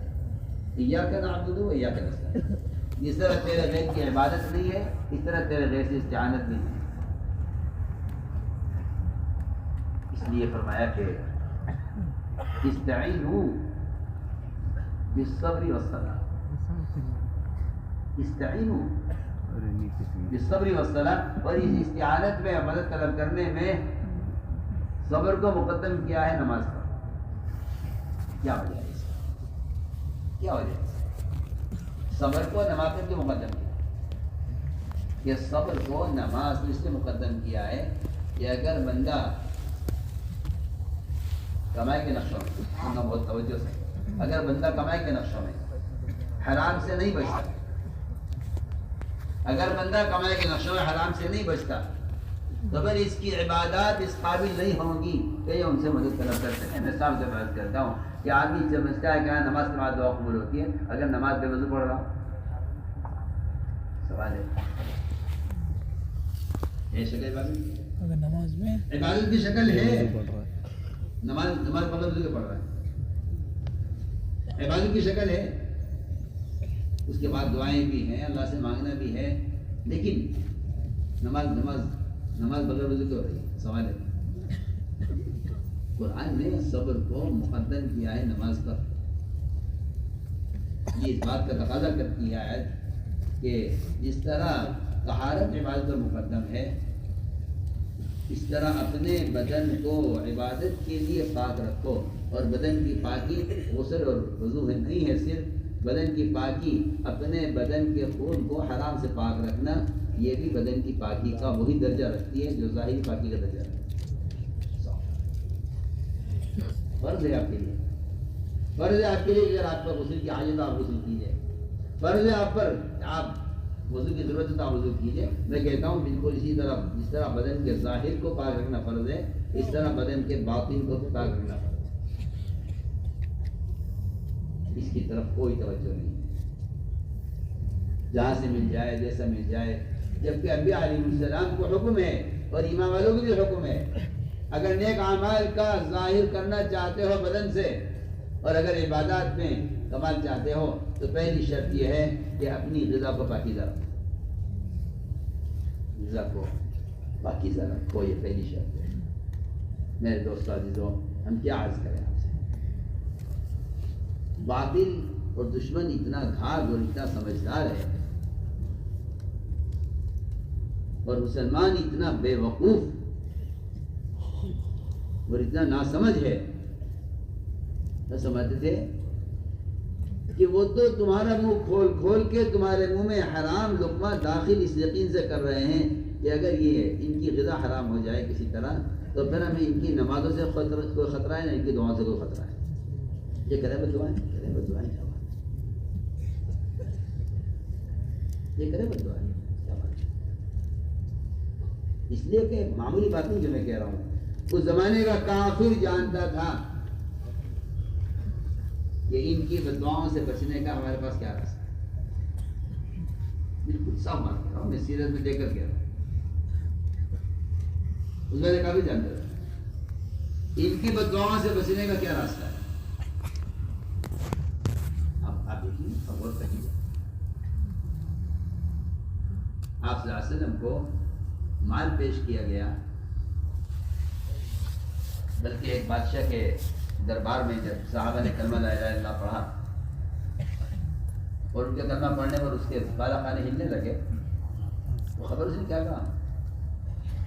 اس نے کہا چاہے مجھے آدھا ملک خرچ کرنا پڑے تم پر، مگر میں اس بات کو واضح کر کے رہوں گا کہ یہ واقعی تمہارے پاس کلمے کی طاقت ہے یا تم جادوگر ہو۔ سنیا اس نے کیا جملہ کہا ہے، وہ جملہ سوچنے کا ہے۔ میں آدھا ملک خرچ کر دوں گا، اپنا آدھا ملک خرچ کر دوں گا، بادشاہ کی آدھی بادشاہ میں اس پر خرچ کر دوں گا، تاکہ مجھے معلوم ہو جائے کہ تم جادوگر ہو یا تم کلمے والے ہو۔ اگر تم نے مال قبول کر لیا تو تم جادوگر ہو، پھر مجھے تمہارے کلمہ پڑھنے سے مجھے کوئی خطرہ نہیں ہے، پھر میں معلوم ہے کہ تم میں بالکل صحابہ اکرام کا جو پورا واقعہ بحث کر رہا ہوں۔ صاحب بادشاہ کہ میں آدھا ملک خرچ کر دوں گا، کیونکہ جب ہم تمہیں یہ حرام کھلائیں گے تو صاف ہو جائے گی بات کہ یہ جو بالا خانے ہل رہے تھے تمہارے کلمہ پڑھنے سے، یہ تمہارے کلمہ کے کلمے کے اثر سے ہل رہے تھے، یہ تم جادوگر ہو۔ اس لیے کہ ظاہر کے خلاف ہونا صرف یقین ایمان کا تقاضا نہیں ہے، ظاہر کے خلاف ہونا تو جادوگر کے ساتھ ظاہر کے خلاف ہوتا ہے، بلکہ علماء نے یہ بات لکھی ہے، علماء نے لکھا ہے جو آدمی سنت کے تابع ہے، متبع سنت ہے، لیکن اس سے کوئی کرامت ظاہر کبھی نہیں پوری زندگی، فرمایا کہ وہ آدمی ولی کامل ہے۔ اور جو جس آدمی کرامتیں ظاہر ہو رہی ہیں لیکن متبع سنت نہیں ہے، فرمایا کہ وہ آدمی جادوگر ہے۔ عجیب بات ہے۔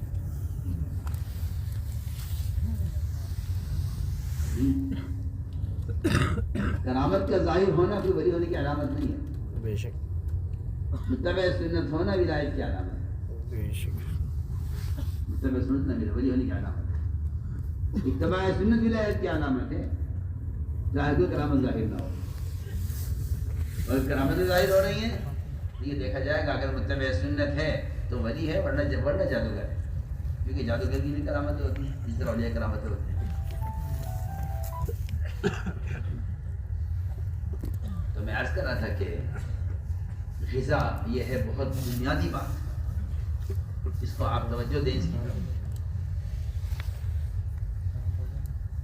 غذا یہ سب سے بنیادی چیز ہے جو آپ کے عقیدے کو، آپ کے معاشرے کو، آپ کے اعضاء کو، سب کہیں کو برباد کر کے آپ کے پورے بدن کو اندر گناہوں کا تقاضا پیدا کرے گا، گناہوں کا تقاضا پیدا کرے گا، وہ آپ کے خون کو اتنا گندا کر دے گا۔ رسول آیا کرتے تھے کہ جب غذا گندی آتی ہے جسم کے اندر، حرام غذا آتی ہے، تو یہ حرام غذا یہ آدمی کے اعضاء کو گناہ کرنے کے لیے، اس کے اعضاء بغاوت پر آ جاتے ہیں، یہ نہ چاہتے ہوئے بھی، یہ نہیں چاہتا کہ گناہ ہوتا، مگر اس کے اعضاء بغاوت کر جاتے ہیں، اس کے ہاتھ، اس کے پاؤں، اس کی آنکھ، اس کی شرمگاہ زنا کی طرف خود کھینچے گی، کیونکہ اندر کا خون تقاضا کر رہا ہے۔ ہم بہت اہم بات کریں، اس معاملے میں بہت کوتاہی ہے، بہت کوتاہی ہے، اور نئی بات آپ یاد رکھنا، آپ جتنے چاہے معاشرے کی اصلاح کر لیں، کوشش کر لیں، میں 100 بار اللہ کی قسم دیتا ہوں، اگر غذا ستھری نہیں ہے تو معاشرہ کبھی سدھرا نہیں ہو سکتا، کبھی نہیں۔ آپ سمجھتے ہیں مال سے کیا ہوتا ہے، کھانے سے کیا، ایک لقمہ کھانے سے کیا ہوتا ہے؟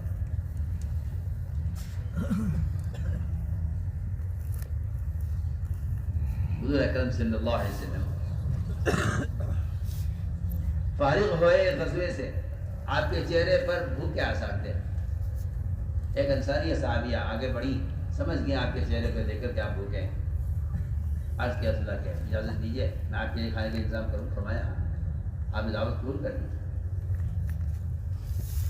آپ نے دعوت قبول کی، اس نے خود اپنے ذاتی حلال پیسے سے، جس کو جانتی تھی کہ ہاں میں نبی کی دعوت کر رہی ہوں، کسی عام آدمی کی نہیں کر رہی، اس نے بھی اہتمام کیا، اپنا ذاتی حلال پیسہ اس نے لے کر اس سے بکری خریدی، آپ کے لیے گوشت تیار کیا، گوشت نرم، اور جو حصہ نرم ہوتا تھا گوشت کا 10 کا حصہ وہ آپ کو پیش کیا۔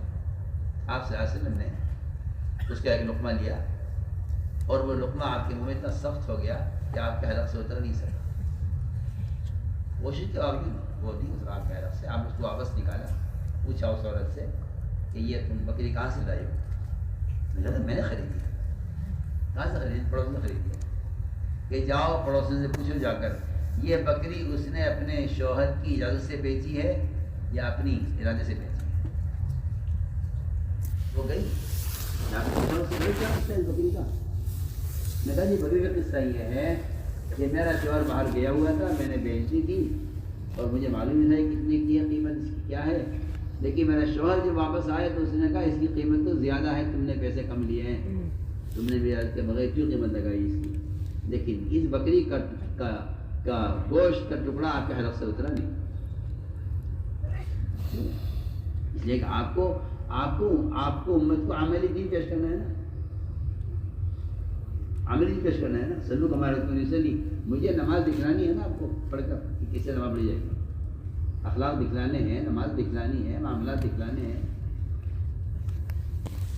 جی ہاں، کیسے ہو سکتا ہے کہ ایک شخص کو اپنی پوری زندگی سے، اپنے بدن سے اسے عملی دین پیش کرنا ہے؟ کیسے ہو جائے گا کہ اس کے حلق سے حرام حکم اتر جائے؟ آپ کہتے بھائی تقوی والوں کی باتیں ہیں، ایسا نہیں ہے۔ بعد والوں کا بھی حال یہی تھا، ابوبکر صدیق رضی اللہ تعالیٰ عنہ کو کہانت کی آمدنی ایک لقمہ کھلایا گیا، لقمہ پیٹ میں جاتے ہی سوال ہوا کہاں سے لایا؟ جی وہ کہانت کی آمدنی کا ہے، میں نے توبہ کر دی کہانت سے، میں تو آئندہ کہانت کروں گا نہیں، لیکن پیسے اس وقت کیا رہ گئے ہیں۔ آج کل بہت لوگوں کو دنیا قرضے اور سہولتیں بہت زیادہ ہیں، لوگ سمجھتے ہیں کہ میں کیا کریں ان حالات میں، چلو کر لو۔ میں تو یہ اچھا سے بات کرتا ہوں کہ آدمی حرام راستہ اختیاری جب کرتا ہے، جب خواہش غالب آ جاتی ہے، ورنہ میں 100 بار کہہ سکتا ہوں جو آدمی ضرورت کے بقدر کمائے اس کو حرام کاروبار کی ضرورت نہیں ہے۔ تو آدمی ضرورت کے بقدر اسے حرام کی ضرورت ہی نہیں ہے۔ جو آدمی بقدر ضرورت کمائے اس کو حرام کمانے کی ضرورت ہی نہیں ہے، اس کو حرام کی ضرورت ہی نہیں ہے۔ حرام کمائی ہے تو مالدار بننے کے لیے اختیار کی جاتی ہے، حرام طریقے مالدار بننے کے لیے، اور مالدار بننا مومن کا کام نہیں ہے، بلکہ حدیث ہے ایک شخص تجارت کرتا ہے حلال شریعت کی پابندی کے ساتھ، نمازوں کی پابندی کے ساتھ،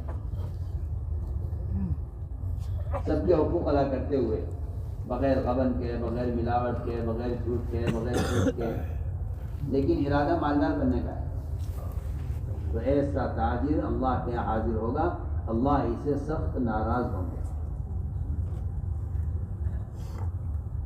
اور وہ تاجر جو حلال کما رہا ہے فرائض کے ادا کرنے کے ساتھ،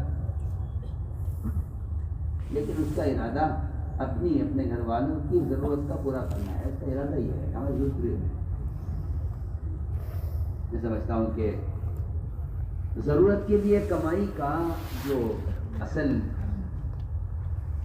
ایک بہت اہم بات کہہ رہا ہوں کہ اس زمانے میں مسلمان کے پاس یہ فرصت نہیں ہے، نہ عبادت کی، نہ دعوت کی، نہ تعلیم و تعلم کی، نہ علماء کی صحبت، ان کی مجالس کی، لیکن فرصت نہیں ہے۔ میں ایک صاف طور پر عرض کرتا ہوں کہ دنیا کی مشغولی سے دین کے لیے فرصت نہ ہونا یہ ایک کافر کے لیے تو ہو سکتا ہے، مومن بھی نہیں، دیکھیے ممکن ہی نہیں، کیونکہ یہ اس کی جنت ہے، یہی اس کی دنیا ہے، جتنا یہاں کما لے اتنا کمائے، جتنا کما لے اتنا کمائے۔ سب بات کرتا ہوں کہ ایک مومن وہ مالدار تو ہو سکتا ہے، دنیا دار نہیں ہو سکتا۔ مالدار ہونا الگ چیز ہے، مالدار ہونے کا ارادہ کرنا پھر مالدار ہو جاؤں۔ اور پھر میں کیا بتاؤں آپ کو، شیطان کا ایک ایسا دھوکہ، ایسا مشورہ ہے کہ جی زیادہ کماؤ تم تاکہ تم خیر کام میں خرچ کرو۔ عجیب بات ہے کہ آدمی خیر کے کاموں میں خرچ کرنے کی غرض سے ایک آدمی کو سارے اعمال سے اور علم سے اور دعوت سے اور عبادت سے غافل کر کے اس کو اس دھوکے سے تجارت میں لگاتا ہے کہ میں تو کیونکہ بہت خیر کے کام میں خرچ کرتا ہوں نا، اس لیے میرا کمانا خیر ہے۔ عجیب بات ہے۔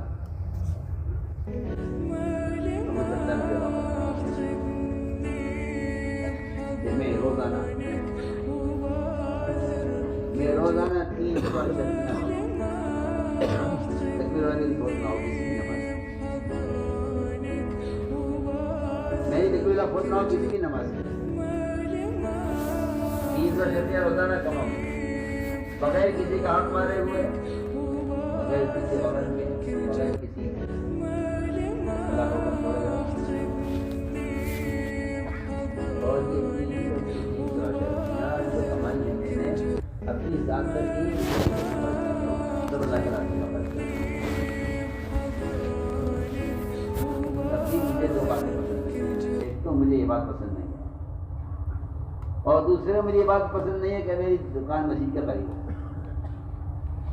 یہ دو باتیں انہوں نے کی اور بھی ملتی ہیں کہ مجھے دو باتیں پسند نہیں ہے کہ میری دکان مسجد کے قریب ہو اور میں 300 اشرفیہ روزانہ کماؤں، تکبیر اولا کے ساتھ نماز نہیں کوئی پہنچنا ہو، خود ہی آپ نماز ہو، شریعت کے پابندی کے ساتھ کماؤں، تب بھی مجھے پسند نہیں ہے 300 اشرفیہ کمانا۔ تو لوگوں نے کہا کہ وہ درد اس لیے کیا حرج ہے، اس لیے کہا اور تم کما کے بھی ساری دن میں خرچ کر رہے ہو۔ تو فرمانے لگے کہ حساب کا اندیشہ ہے۔ سوچیے آپ، ایک آدمی 300 شرطیاں کما کے ساری خرچ کر رہا ہے دین پر، اپنی ذات خرچ بھی کر رہا ہے، اس سے حساب کسی کا ہوگا؟ اس سے کہیں کا حساب ہوگا؟ حساب تو اس سے ہو جو زکوٰۃ نہ دے، حساب تو اس سے ہو جو صدقات نہ کرے، حساب اس سے ہو جو جن کے ذمے اس کے حقوق واجبہ اس کے ذمے وہ ادا نہ کرے، اس سے ہو حساب۔ اب اس سے کیا حساب ہے؟ تو میں نے غور کیا کہ وہ تو اتنا کہ خاموش ہو گئے کہ حساب کا ڈر ہے۔ میرے سے یہ بات آئی ہے کہ وہ کہتے ہیں کہ جو وقت لگا ہے اس تجارت میں، اس وقت کا سوال ہوگا۔ سچی بات ہے۔ آپ کو تو ایک پھٹی بدلی ہوئی آنکھوں میں سارے تاجروں کی کہ ہم تو کمانے وقت لگا رہے نا، کیونکہ اس کو فضائل نہیں کیا۔ اللہ اکبر۔ حالانکہ تجارت کے فضائل اللہ کی قسم تاجر بننے کے لیے نہیں ہے، تجارت کے فضائل سوال کے حرام سے بچنے کے لیے، ہماری بات یاد رکھیں۔ تجارت کے فضائل ہیں وہ ایک حرام سے بچانے کے لیے تجارت کے فضائل بیان کیے گئے۔ سوچیے آپ، یہاں ان فضائل کی وجہ سے ایک آدمی تاجر بن جائے، کیا آپ کو فضائل تجارت تاجر بننے کے لیے بتائے گئے؟ کتنی نکمے پن کی سوچ ہے، کتنی غلط سوچ ہے۔ آپ کو تجارت کے فضائل اس لیے بتائے گئے تھے تاکہ آپ کی شکل سوال کی نہ بنے۔ اس لیے میں کہا کرتا ہوں، ایک تو بیچارے وہ سرفرے لوگ ہیں جو کہتے ہیں توکل کرو، تجارت ہی نہ کرو، وہ تو سرفرے لوگ ہیں کہ اللہ پہ بھروسہ کرو، کیوں کرے تجارت، وہ تو سرفرے لوگ ہیں۔ ایک قسم وہ ہے جو کہتی ہے بس تجارت کرو۔ حالانکہ تجارت میں نے بتایا کہ سبب کا اختیار کرنا توکل کے خلاف نہیں ہے، بلکہ سبب کا اختیار کرنا خود توکل ہے۔ ہماری بات ہوئی تو جب اختیار کرنا خود توکل ہے، کیا مطلب ہے کہ سبب کو اختیار کرنا توکل ہے؟ کیوں؟ اس لیے کہ میں اس سبب کے ذریعے مخلوق سے اپنی حاجت کو چھپا رہا ہوں، مخلوق سے حاجت کا چھپانا خود توکل ہے۔ مخلوق سے، ہاں میں تو صاف بحث کرتا ہوں کہ تجارت مخلوق سے فائدہ اٹھانے کے لیے نہیں ہے، تجارت تو مخلوق سے استغنا کے لیے، خالق سے استفادے کے لیے۔ کیوں خالق سے استفادہ تجارت کے ذریعے؟ تو بہت آسان بات ہے کہ میں نے کیونکہ تجارت مخلوق سے اپنی حاجت کو چھپانے کے لیے تجارت کی ہے، کیونکہ مجھے جو ہے مستحق نہ سمجھے، میں نے اس لیے ایسی تجارت کرتا ہوں کہ میں مستغنی ہوں مخلوق سے، اور مخلوق سے استغنا ظاہر کرنا یہی خالق سے استفادے کا اور خالق کی ذات سے فائدہ اٹھانے کا یہی ذریعہ ہے۔ حدیث ہے میں استغنی کہ جو مخلوق سے کوئی بھی شکل استغنا کی اختیار کرے گا، میں کہتا ہوں بہترین سبب مخلوق سے استغنا ظاہر کرنے کا جو بہترین راستہ ہے وہ اسباب کے اختیار کرنا ہے۔ اسباب اختیار اس لیے کرو کہ میں مخلوق سے استغنا چاہتا ہوں، تو اللہ تعالیٰ غنی کر دیں گے۔ وہ نہیں اختیار ہے، وہ چاہے گاہک لا کر آپ کو رزق دیں، چاہے اپنی کسی اور راستے سے دیں۔ وہ راستے تو ایسے ہیں جہاں انسانوں کے خیالات اور تصورات پہنچ بھی نہیں سکتے، من حیث لا یحتسب۔ تو میں کہہ رہا تھا کہ تجارت لوگ سمجھتے ہیں کہ کسی کے ذریعے سے مال مل جائے کام ہو جائے، کام تو ہو جائے گا، لیکن یہ جو مال ہے یہ آپ یاد رکھیے کہ یہ مال اپنا وہ اثر دکھلائے گا، اپنا وہ اثر دکھلائے گا کہ یہ جنگل کی آگ کی طرح بے دینی لائے گا، ایسی پھیلے گی بے دینی۔ میں مثال دیتا ہوں آپ کو،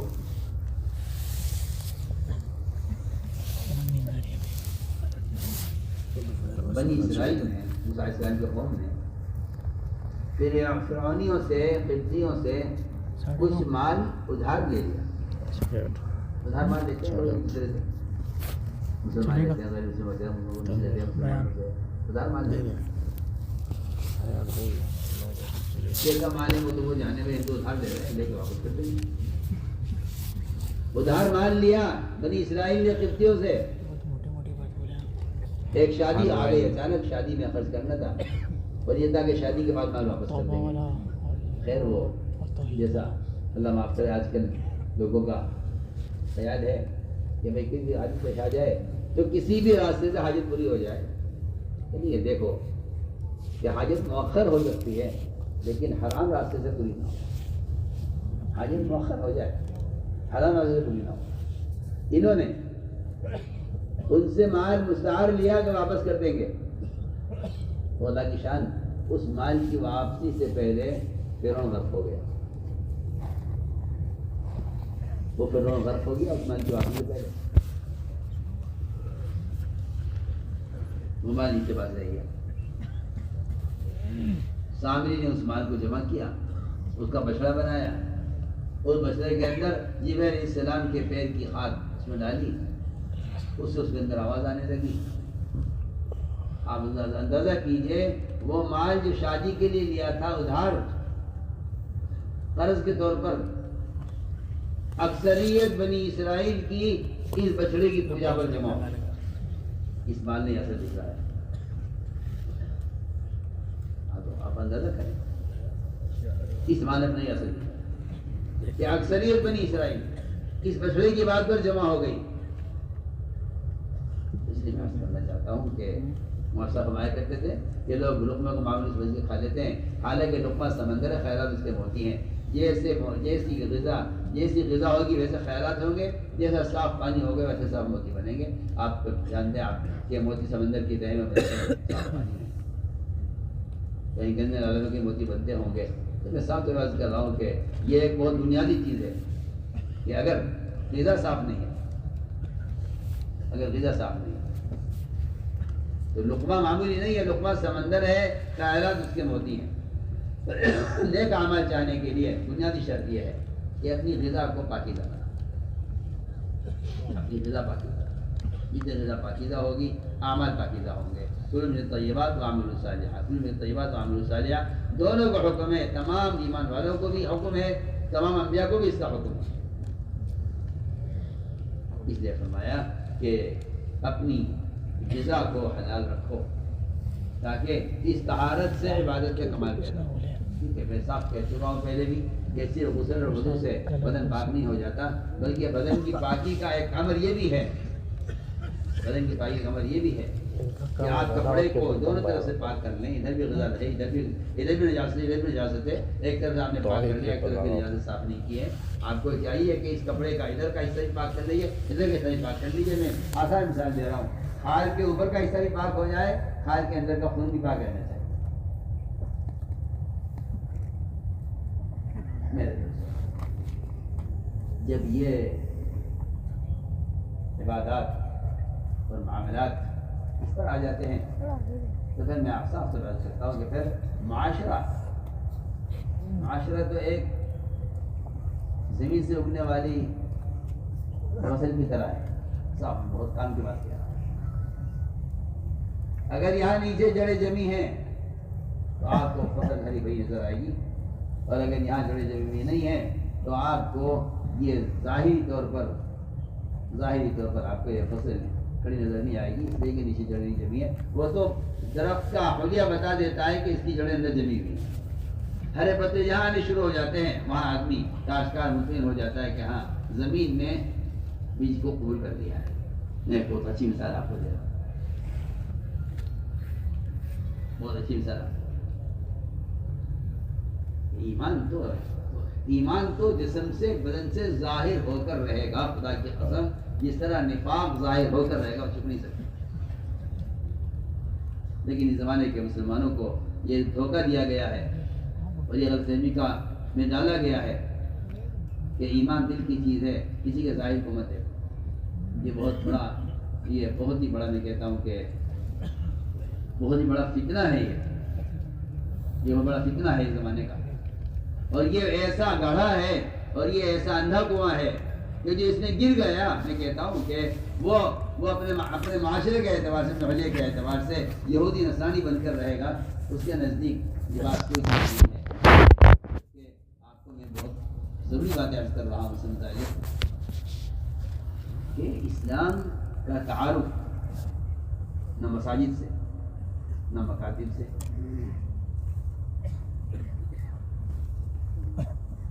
نہ یہ کہ آپ کوئی جھنڈا اسلام کا بنا دیں، اس پہ لا الہ الا اللہ تھوڑا لکھ دیں۔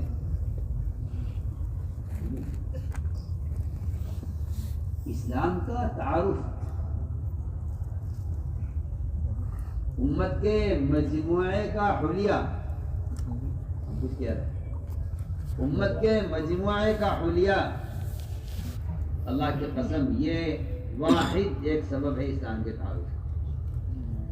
میری بات بہت توجہ چاہیے۔ امت مسلمہ کے مجموعے کا حلیہ صرف یہ ہے جس سے مسلمان ساری اقوام باطلہ کے درمیان الگ نظر آئے گا، ورنہ نماز پڑھیں، روزہ رکھیں، حج کریں، زکوٰۃ دیں، یہ اس سے اسلام کا تعارف نہیں ہوتا۔ اس اسلام کی بنیادیں ہم عرض کریں گے۔ امت مسلمہ کا مجموعہ سنت پر مجتمع ہو، آسان صاحب فرمایا نا، یہ میری امت ہے، کون ہے آپ کی امت مسلمہ؟ آپ کی امت ہے۔ آپ نے فرمایا کہ میری امت کی مثال ساری اقوام باطلہ اور ساری امتوں کے درمیان ایسی ہوگی جیسے سیاہ بیل کے پہلو میں چند بال سفید ہیں، یا پورا سفید بیل چند بال سیاہ ہیں۔ فرمایا کہ میری امت ایسی ہوگی، یہ دور سے نظر آئیں گے، کہیں ان کے اعضاء چمک رہے ہوں گے وضو سے، اور کہیں ان کا حلیہ بتائے گا کہ یہ مومن ہے۔ اس زمانے میں یہ ایک دھوکہ لگا ہے مسلمانوں کو کہ ایمان دل کی چیز ہے، کسی کے ظاہر کو مت ہے۔ ہاں، یہ اس سے بات توجہ سننا ہوگا۔ یہ دھوکہ بہت سے مسلمانوں کو لگا ہوا ہے، بلکہ اکثر کو لگا ہوا ہے۔ کیا ہمارے ظاہر کو دیکھ رہے ہیں؟ آپ کو کیا معلوم ہماری تلاوت، ہمارا ذکر، ہماری تہجد کیسی ہے؟ ہم تو مستقل پورے سال نفل روزے رکھتے ہیں، ہم تو آپ کو پتہ ہی نہیں ہے۔ آپ تو ہمارے ظاہر حلیہ دیکھ رہے ہیں کہ ہم پینٹ شرٹ پہنے ہوئے ہیں، آپ تو ہمارے ظاہر کو دیکھ رہے ہیں، آپ کو ہمارے باطن کی خبر نہیں ہے۔ حضرت فرمایا کہ رضی اللہ تعالیٰ عنہ، ہم تمہارے ظاہر کو دیکھیں گے، تمہاری اللہ کے ساتھ عبادت کیسی ہے، تمہاری تلاوت کیسی، تم جانو، تمہارا اللہ جانے۔ جو ہمارے سامنے مسلمان ظاہر ہوگا ہم اسے قریب کریں گے، اس پر اعتماد کریں گے، اور جو اگرچہ اس کی تنہا اللہ کے ساتھ کسی وجہ سے بہت اہم بات ہے، یہ ایک دھوکہ لگا ہے کہ بھئی دیکھو کسی کے ظاہر کو مت دیکھو، تمہیں کیا معلوم اس آدمی کا دل کیسا ہے، تو وہ صاف کہہ دیتے ہیں کہ دنیا کو مت دیکھو، دنیا کو مت دیکھو، ایمان کی جگہ دل ہے، جبکہ آپ کو معلوم ہونا چاہیے کہ کسی کے ظاہر کو مت دیکھو، ایمان کا تعلق دل سے ہے۔ یہ بات حضور اکرم صلی اللہ علیہ وسلم نے حضرت مقداد سے فرمائی تھی، اس کافر کے بارے میں، جس کافر نے حضرت مقداد کا ہاتھ کاٹا، یہ اس کے پیچھے دوڑے، اس کے جب سر پہ تلوار آ گئی، اس نے کہا اشہد ان لا الہ الا اللہ۔ میں کہ مقداد تم اس کے ظاہر کو کیوں دیکھا، تمہیں کیا معلوم اس کے دل میں کیا ہے، آپ بتائیے تو صحیح۔ ایک آدم یا پہلے جو آدمی کافر تھا، آپ نے اس کی اس بات کو دل بنایا اپنے لیے کہ ایمان دل کی چیزیں ظاہر کو مت دیکھو، اور مقداد سے بے شک غلطی ہوئی کہ انہوں نے اس آدمی کے زبان سے کلمہ پڑھنے کو قبول نہیں کیا، یہ کہہ کر کہ جان بچانے کے لیے پڑھ رہا ہے۔ سوچیے آپ، آج مسلمان یہ کہتا ہے یہ ظاہر کو کیا دیکھنا، ایمان دل کی چیز ہے، صاف یہ ایمان کا تقاضا ہے، یہ ایمان کا تقاضا ہے کہ مومن اپنے حلیے سے محمد صلی اللہ علیہ وسلم کو امتی پہچانا جائے، یہ ایمان کا تقاضا ہے۔ اور یہ کہنا کہ اسلام میں کوئی لباس نہیں ہے، یہ تو میں کہتا ہوں اس سے بڑا جاہل دنیا میں کوئی نہیں ہوگا جو کہے کہ اسلام میں کوئی لباس نہیں۔ یہ کھال چھپانے کو لباس کہتے ہیں، اللہ کی قسم کھال چھپانا فرض نہیں ہے، بدن چھپانا فرض ہے۔ کیا چھپانا فرض ہے؟ بدن چھپانا فرض۔ یہ کس نے کہہ دیا آپ سے کہ کھال چھپانا فرض ہے؟ کھال چھپانا فرض نہیں ہے، کھال چھپانا تو ساری اقوام باطنہ میں آپ دیکھیں گے، بدن کا چھپانا فرض ہے، کھال چھپانا فرض نہیں۔ کھال چھپانے بدن چھپانے میں تو اگر آپ کے نزدیک فرق نہیں ہے تو پھر ایک مسلمان میں ایک یہودی میں کیسے فرق کریں گے؟ آپ میری بات کا جواب دیجیے، کیسے فرق کریں گے؟ یہ زمانے کا فتنہ ہے یہ کہ لباس کوئی چیز نہیں، جبکہ اللہ اکبر مولانا ادریس صاحب رحمۃ اللہ علیہ کاندھلوی سننا توجہ سے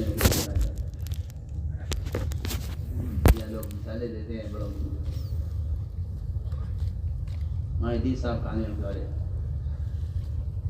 اپنے زمانے کے بڑے پائے کے بزرگ اور بڑے پائے کے عالم، وہ لکھتے ہیں اس کے مسلمان اگر کسی پنڈت کا یا کسی جوگی کا لباس اختیار کرتا ہے تو اس کے لباس کا اور انگریزی لباس کا ایک حکم ہے، یہ لکھا ہے۔ سب سے پینٹ پہننے والے سنیں، پینٹ پہننے والے اس کو سنیں، جن کا خیال یہ ہے کہ ایسے لباس ہے بالکل صاف لکھا ہے نبی نے کہ ایک پنڈت کا لباس پہننا جس طرح شرعاً ناجائز اور حرام ہے مسلمان کے لیے، اس طرح انگریزی لباس استعمال کرنا، انگریزی لباس سے کہتے ہیں غیر شرعی لباس انگریزی لباس ہے۔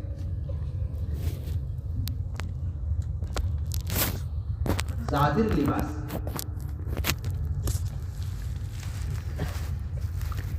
جس سے بدن کی حیض ظاہر نہ ہو، یہ شرعی لباس ہے، شرعی لباس یہ ہے۔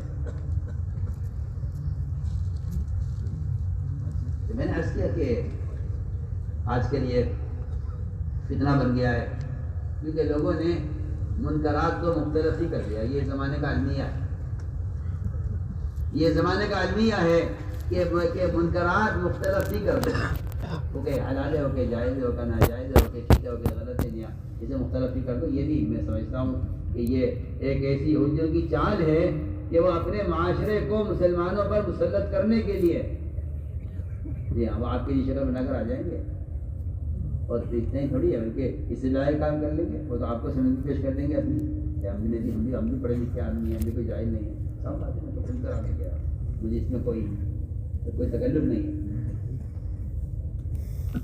وہ بھی آپ کی شکل رہ جائیں گے، وہ بھی آپ کو سند دکھا دیں گے،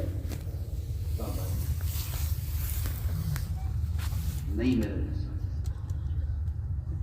مسلمان کا لباس یہ تو اس کے اسلام کو ظاہر کرنے کا سب سے بنیادی سبب ہے۔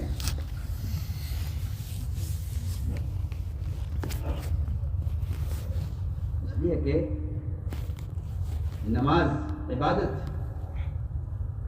جس لباس کا تقاضا کر رہی ہے وہ مومن کا حلیہ ہے، وہ نماز کا لباس نہیں ہے، مومن کا حلیہ ہے۔ جو دینی مدارس کے اندر حلیہ ہے وہ مدرسے کا حلیہ نہیں ہے، وہ مسلمان کا حلیہ ہے۔ جو علماء کا حلیہ ہے، اللہ کی قسم علماء کا حلیہ نہیں ہے، وہ مسلمان کا حلیہ ہے۔ یہ جو ایک جہالت پیدا ہو گئی ہے نا کہ بھائی علماء کو ایسا ہونا چاہیے، عوام کو ایسا ہونا چاہیے، میں کہتا ہوں کہ آپ نے طے کر لیا ہے کہ علماء کو ایسا ہونا چاہیے اور مسلمانوں کو یہودی بن کے رہنا چاہیے، یہ فیصلہ کیا ہے؟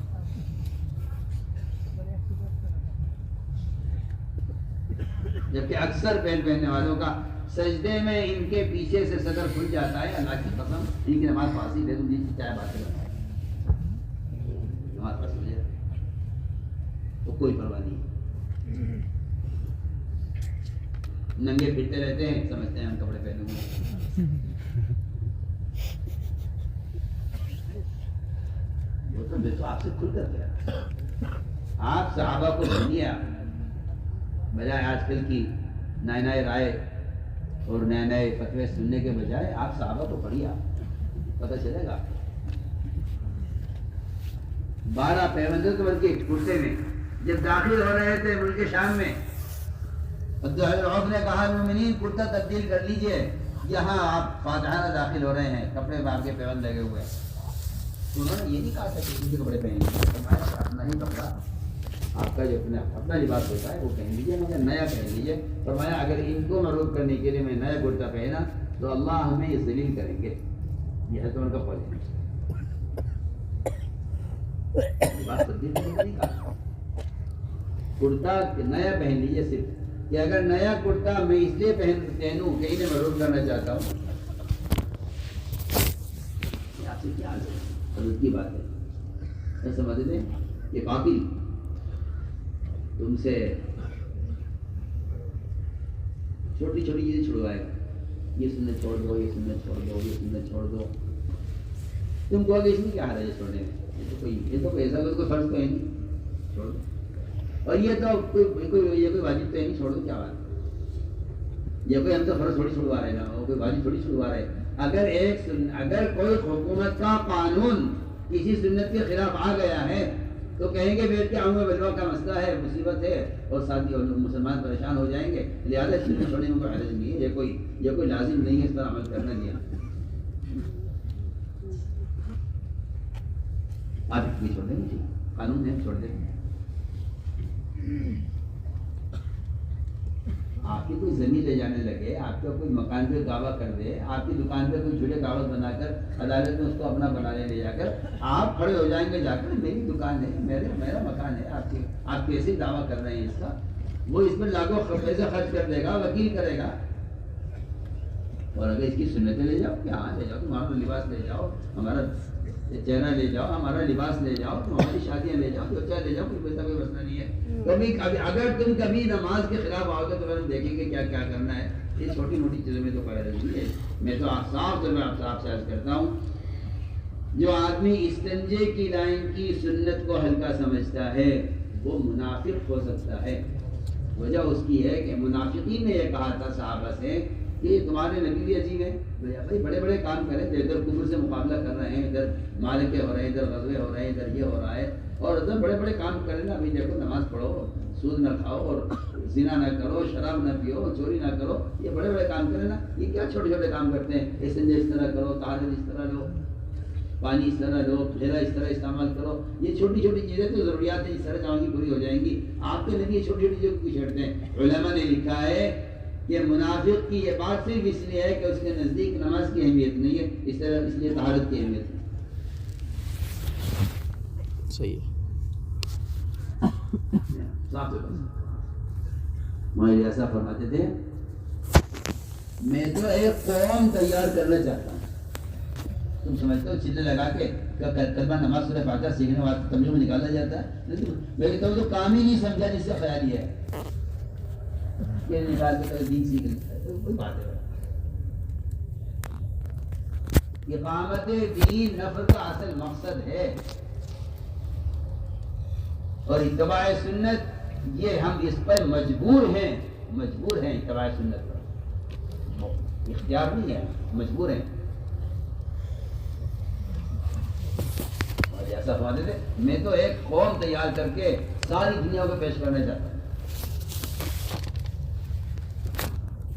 اور لوگ سمجھتے ہیں چلے لگا دو دین سیکھ لو، تبلیغ میں لگ جاؤ، مدرسہ ہے چلتا پھرتا تھوڑا سا سیکھ لو کچھ تاکہ سیکھے فارغ ہو جاؤ. وقال اننی من المسلمین، اس کا مطلب یہ تھوڑی تھا کہ میں کافر نہیں ہوں. اس کا مطلب یہ تھا کہ اگر حلیے کی سنتوں سے لے کر فرائض تک کسی چیز کے مقابلے پر آپ آئے تو میں کہہ دوں گا کہ میں اسے نہیں کر سکتا، میں مسلمان ہوں. وقال المسلمین کہنے کی جو ضرورت پیدا ہوگی اس کو دعوت کے ساتھ جوڑا ہے قرآن نے. تھوڑی مطلب اس کا کہنا کافر نہیں یہ مسلمین.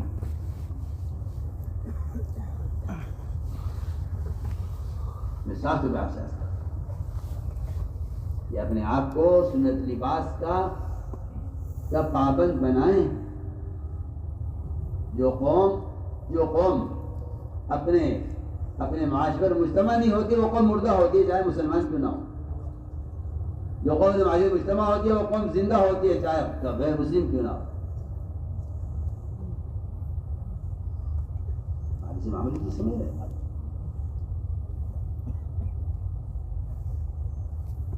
اپنے اسلام کو ظاہر کرنے کا مطلب نماز روزہ حج و زکوٰۃ نہیں ہے. اپنے اسلام کو ظاہر کرنے کا مطلب یہ ہے کہ آپ کا حلیہ، آپ کا کھانا، آپ کا پینا، آپ کی بیاہ، آپ کی شادی، آپ کی ہر ضرورت وہ ایسی سنت کے مطابق ہو کہ لوگ سمجھیں کہ ہاں یہ مسلمان ہے. وہ کہتے ہیں کیا کریں، مجبوری ہے. کیا مجبوری ہے؟ یہ قانون ہی ہے، قانون ہے. آپ نے قانون کے مقابلے میں اپنے دین کو بچانے کی کیا کوشش کی ہے؟ سوال ہے سب سے. قانون ہے وہ ہے، آپ کی کیا کوشش؟ میں تو مثال دے چکا ہوں نا. آج کا زمین دبا لے، آپ کا مکان قبضہ ہے، آپ اسلام پہ دعویٰ کرتے ہیں، آپ کیا کریں نہانے کا کوئی بات نہیں. ہمارے پاس کوئی نکالے ہیں کیا بات ہے. آپ تو ایڑی چھوٹی کا زور لگا دیں گے، حالات پکڑ جائیں گے جا کر. مجھے حیرت اس بات پر ہے. اس لیے میں صاف طور پر عرض کرتا ہوں کہ جو آدمی کسی قانون کی وجہ سے شرعی لباس استعمال نہیں کر سکتا، کسی ڈپارٹمنٹ کی وجہ سے یا کسی شعبے کی وجہ سے، وہ اللہ کے یہاں کب معذور ہے کب مجرم ہے. اس کو سمجھنا چاہیے. وہ اللہ کے یہاں کب معذور ہے اور کب مجرم ہے. 3 شرطیں پائی جائے. اگر 3 شرطیں پائی جائے تو یہ معذور ہے ورنہ مجرم ہے. پہلی شرط کہ آپ نے اس کے لیے کوشش کیا کی. یہ نہیں میرا یہ سنت لباس ہے.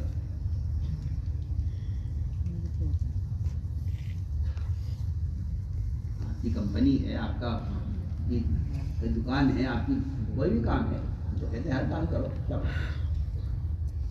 ہر بھا پیش آ اس کے لیے جو ہے اس کی تلاش کیجیے کام.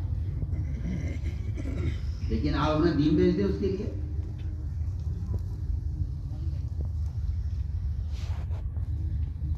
ایک آدمی کو اگر تنخواہ کم ملتی ہے وہ کہتا ہے میں تو کام نہیں کر سکتا مجھے تنخواہ مل رہی ہے. اگر آدمی کو تنخواہ زیادہ مل رہی ہو اس سے کہا جائے کہ دیکھیے نماز کی ضرورت نہیں ملے گا، تو چلیے دیکھی جائے گی بعد میں. آپ سوچیے نا، صرف جہاں فرائض اور سنتیں ضائع ہو رہی ہوں وہاں تو آپ تیار ہیں ملازمت کے لیے، اور جہاں آپ کی تنخواہ کم مل رہی وہاں آپ تیار نہیں۔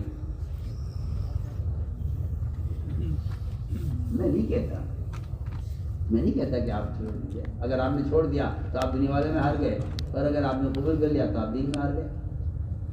کیا کریں؟ پہلا کام یہ ہے، پہلا سوال یہ کہ آپ نے اس کے لیے کیا کوشش کی؟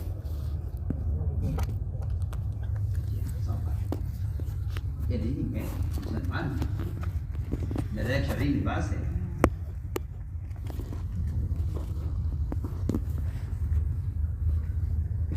دوسری شرط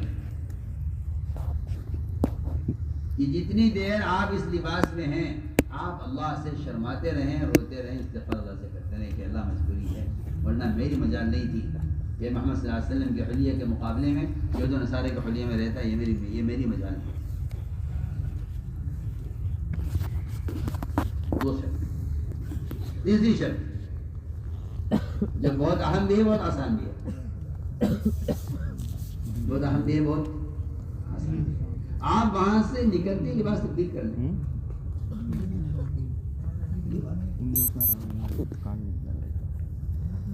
اگر نہیں کرتے آپ تو آپ یہود و نصارہ کے لباس سے آپ خوش ہیں، اور یہ بات کی علامت ہے اگر آپ یہود و نصارہ جو ہے پکڑی ہوئی، یہ سیدھی بات ہے۔ اس لیے کہ کسی ماحول میں سنت پر عمل کرنے سے شرمانا، حضرت مقداد نے کہا تھا کہ کیا میں اپنے نبی سے چھوڑ دوں گا ان احمقوں کے لیے؟ یہ سارے حمقہ بیٹھے ہوئے ہیں، سب سارے وزراء بیٹھے ہوئے تھے، سارے جنرل کرنل بیٹھے ہوئے تھے کاسب کے سامنے، کیا اور وہ بھی اس وقت کہا جب لقمہ زمین سے اٹھایا کھانے کے لیے، تو کسی نے کہا کہ یہاں مناسب نہیں ہے، لوگ کیا کہیں گے، دیکھو یہ صحابہ میں امیر بن کے آئے ہیں، جماعت کے امیر صاحب بن کے یہاں گورنر بن کے آئے ہیں، میری زمین سے لوگ اٹھائے کھا رہے ہیں، یہاں فرمایا کہ اچھا یہاں میں نبی کو چھوڑ دوں گا ان احمقوں کے لیے؟ ہم آپ سے بہت مشکل کرتے ہیں کہ آپ ہرگز یہ مت سمجھنا تبلیغ میں لگنا صرف قرآن سیکھنے نماز سیکھنے کے لیے، ہرگز مت سوچنا۔ مولوی صاحب کا ملفوظ ہے میرے کام کا مقصد احیاء سنت ہے، میں ایک قول تیار کرنا چاہتا ہوں، مولوی صاحب کا ملفوظ یہ تو بہت سچی سوچ ہے کہ تبلیغ میں لگ کے نہیں سیکھ لے آدمی، تبدیل ہونا چاہیے۔ یہ میں عرض کر چکا ہوں کہ ہمارے بڑے اس بات کو خوب کہہ گئے کہ ایک پنڈت کا لباس اور انگریزی لباس دونوں کا ایک حکم ہے، دونوں کا ایک حکم۔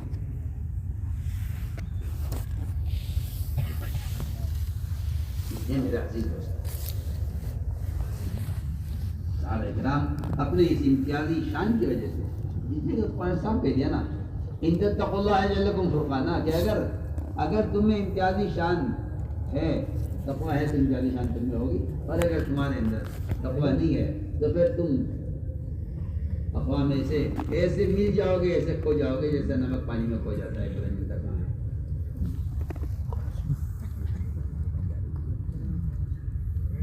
اس لیے میرے دوستوں یہ ایک بنیادی چیز ہے، کیونکہ ایمان وہ جس طرح نماز کی شکل میں ظاہر ہوگا، اتنا ہی ایمان کا درجہ وہ انسان کے حلیے میں ہے۔ میں اس کی مثال کرتا ہوں، معمولی ضرورت ایک آدمی پوری کرتا ہے غیروں کے طریقے پر، اس کو اچھی لگتی ہے، ہم یہ سمجھتے ہیں کہ یہ تو ایک ضرورت ہے، یہ تو ایک ضرورت ہے، اگر یہ غیر ضروری طریقے کر رہا ہے تو اس کا عقیدے سے فرائض سے کیا تعلق ہے؟ میں میری بات بہت توجہ سے ہے سننے کی بات۔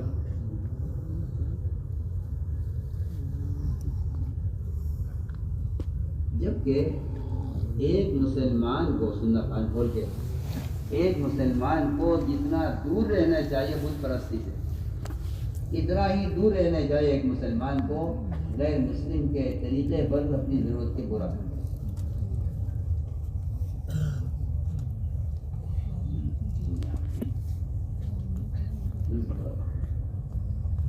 اتنا دور بت پرستی سے رہنا چاہیے مسلمان کو، اتنا دور رہنا چاہیے مسلمان کو، اپنی ضرورت کو پورا کرنے میں غیر مسلم کے طریقے سے اتنا ہی دور رہنا چاہیے، دونوں سے نفرت برابر ہونی چاہیے،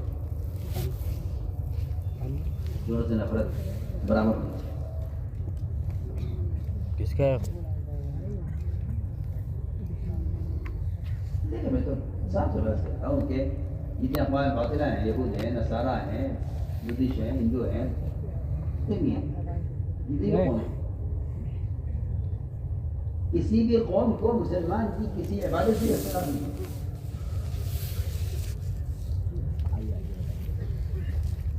ان کی کوشش یہ ہے کہ آپ سب کچھ کریں، لیکن علامت پہچان حلیہ وہ ہمارا ہوگا۔ سب سے کہہ رہا ہوں نہ آپ نماز سے روکیں گے، نہ زکات سے روکیں گے، نہ حج روزے سے روکیں گے، بالکل نہیں۔ ان کا ایک ہی مطالبہ ہے کہ آپ جہاں رہو ہمارے سے بن کے رہو۔ تو مسلمان اتنا بولا ہے، یہ کرا کر اتنی ہی چیز جانی ہے تو جانے دو، نہ سمجھا۔ میں اس کی مثال آپ کو دیتا ہوں۔ ایک مثال سیرت سے ہوگا اور ایک مثال عقلی امام صاحب کے بیان سے دوں۔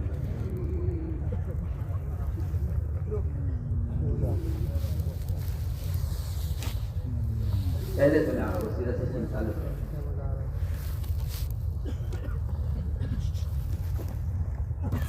صحابہ اکرام نے دیکھا کہ بھی کفار دل سے فارغ ہو گئے، یہ ہم نے ہتھیار درد رکھا ہے،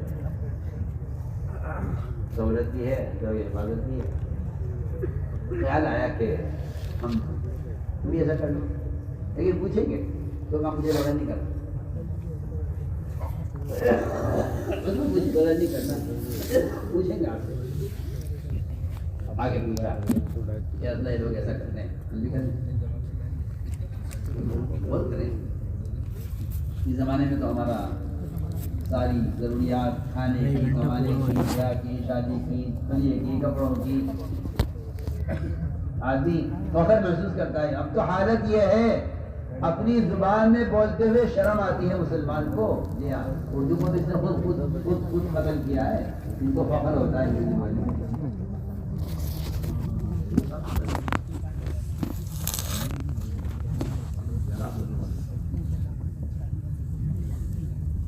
اپنے آپ کو خود ہی ختم کیا ہے، جتنی بھی امتیازی چیزیں تھیں سب ختم کی ہیں غیروں کی نقل میں۔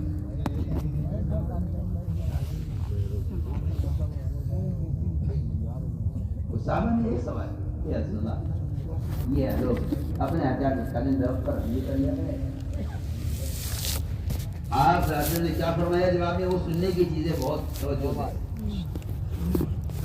آپ نے فرمایا تمہارا مجھ سے یہ درخت کا مطالبہ کرنا اور کافروں کے طریقے پر عمل کرنا، آپ نے فرمایا یہ تمہارا مطالبہ بالکل ایسا ہے کہ جب دنیا واقعہ ہوتا، آپ نے کیا بات یاد دلائی صحابہ کی اس مطالبے پر؟ آپ نے فرمایا کہ جب فرعون غرق ہو گیا اور بنی اسرائیل بحر قلزم سے پار ہو گیا، وہاں سے نکلنے کے بعد بنی اسرائیل نے دیکھا ایک جگہ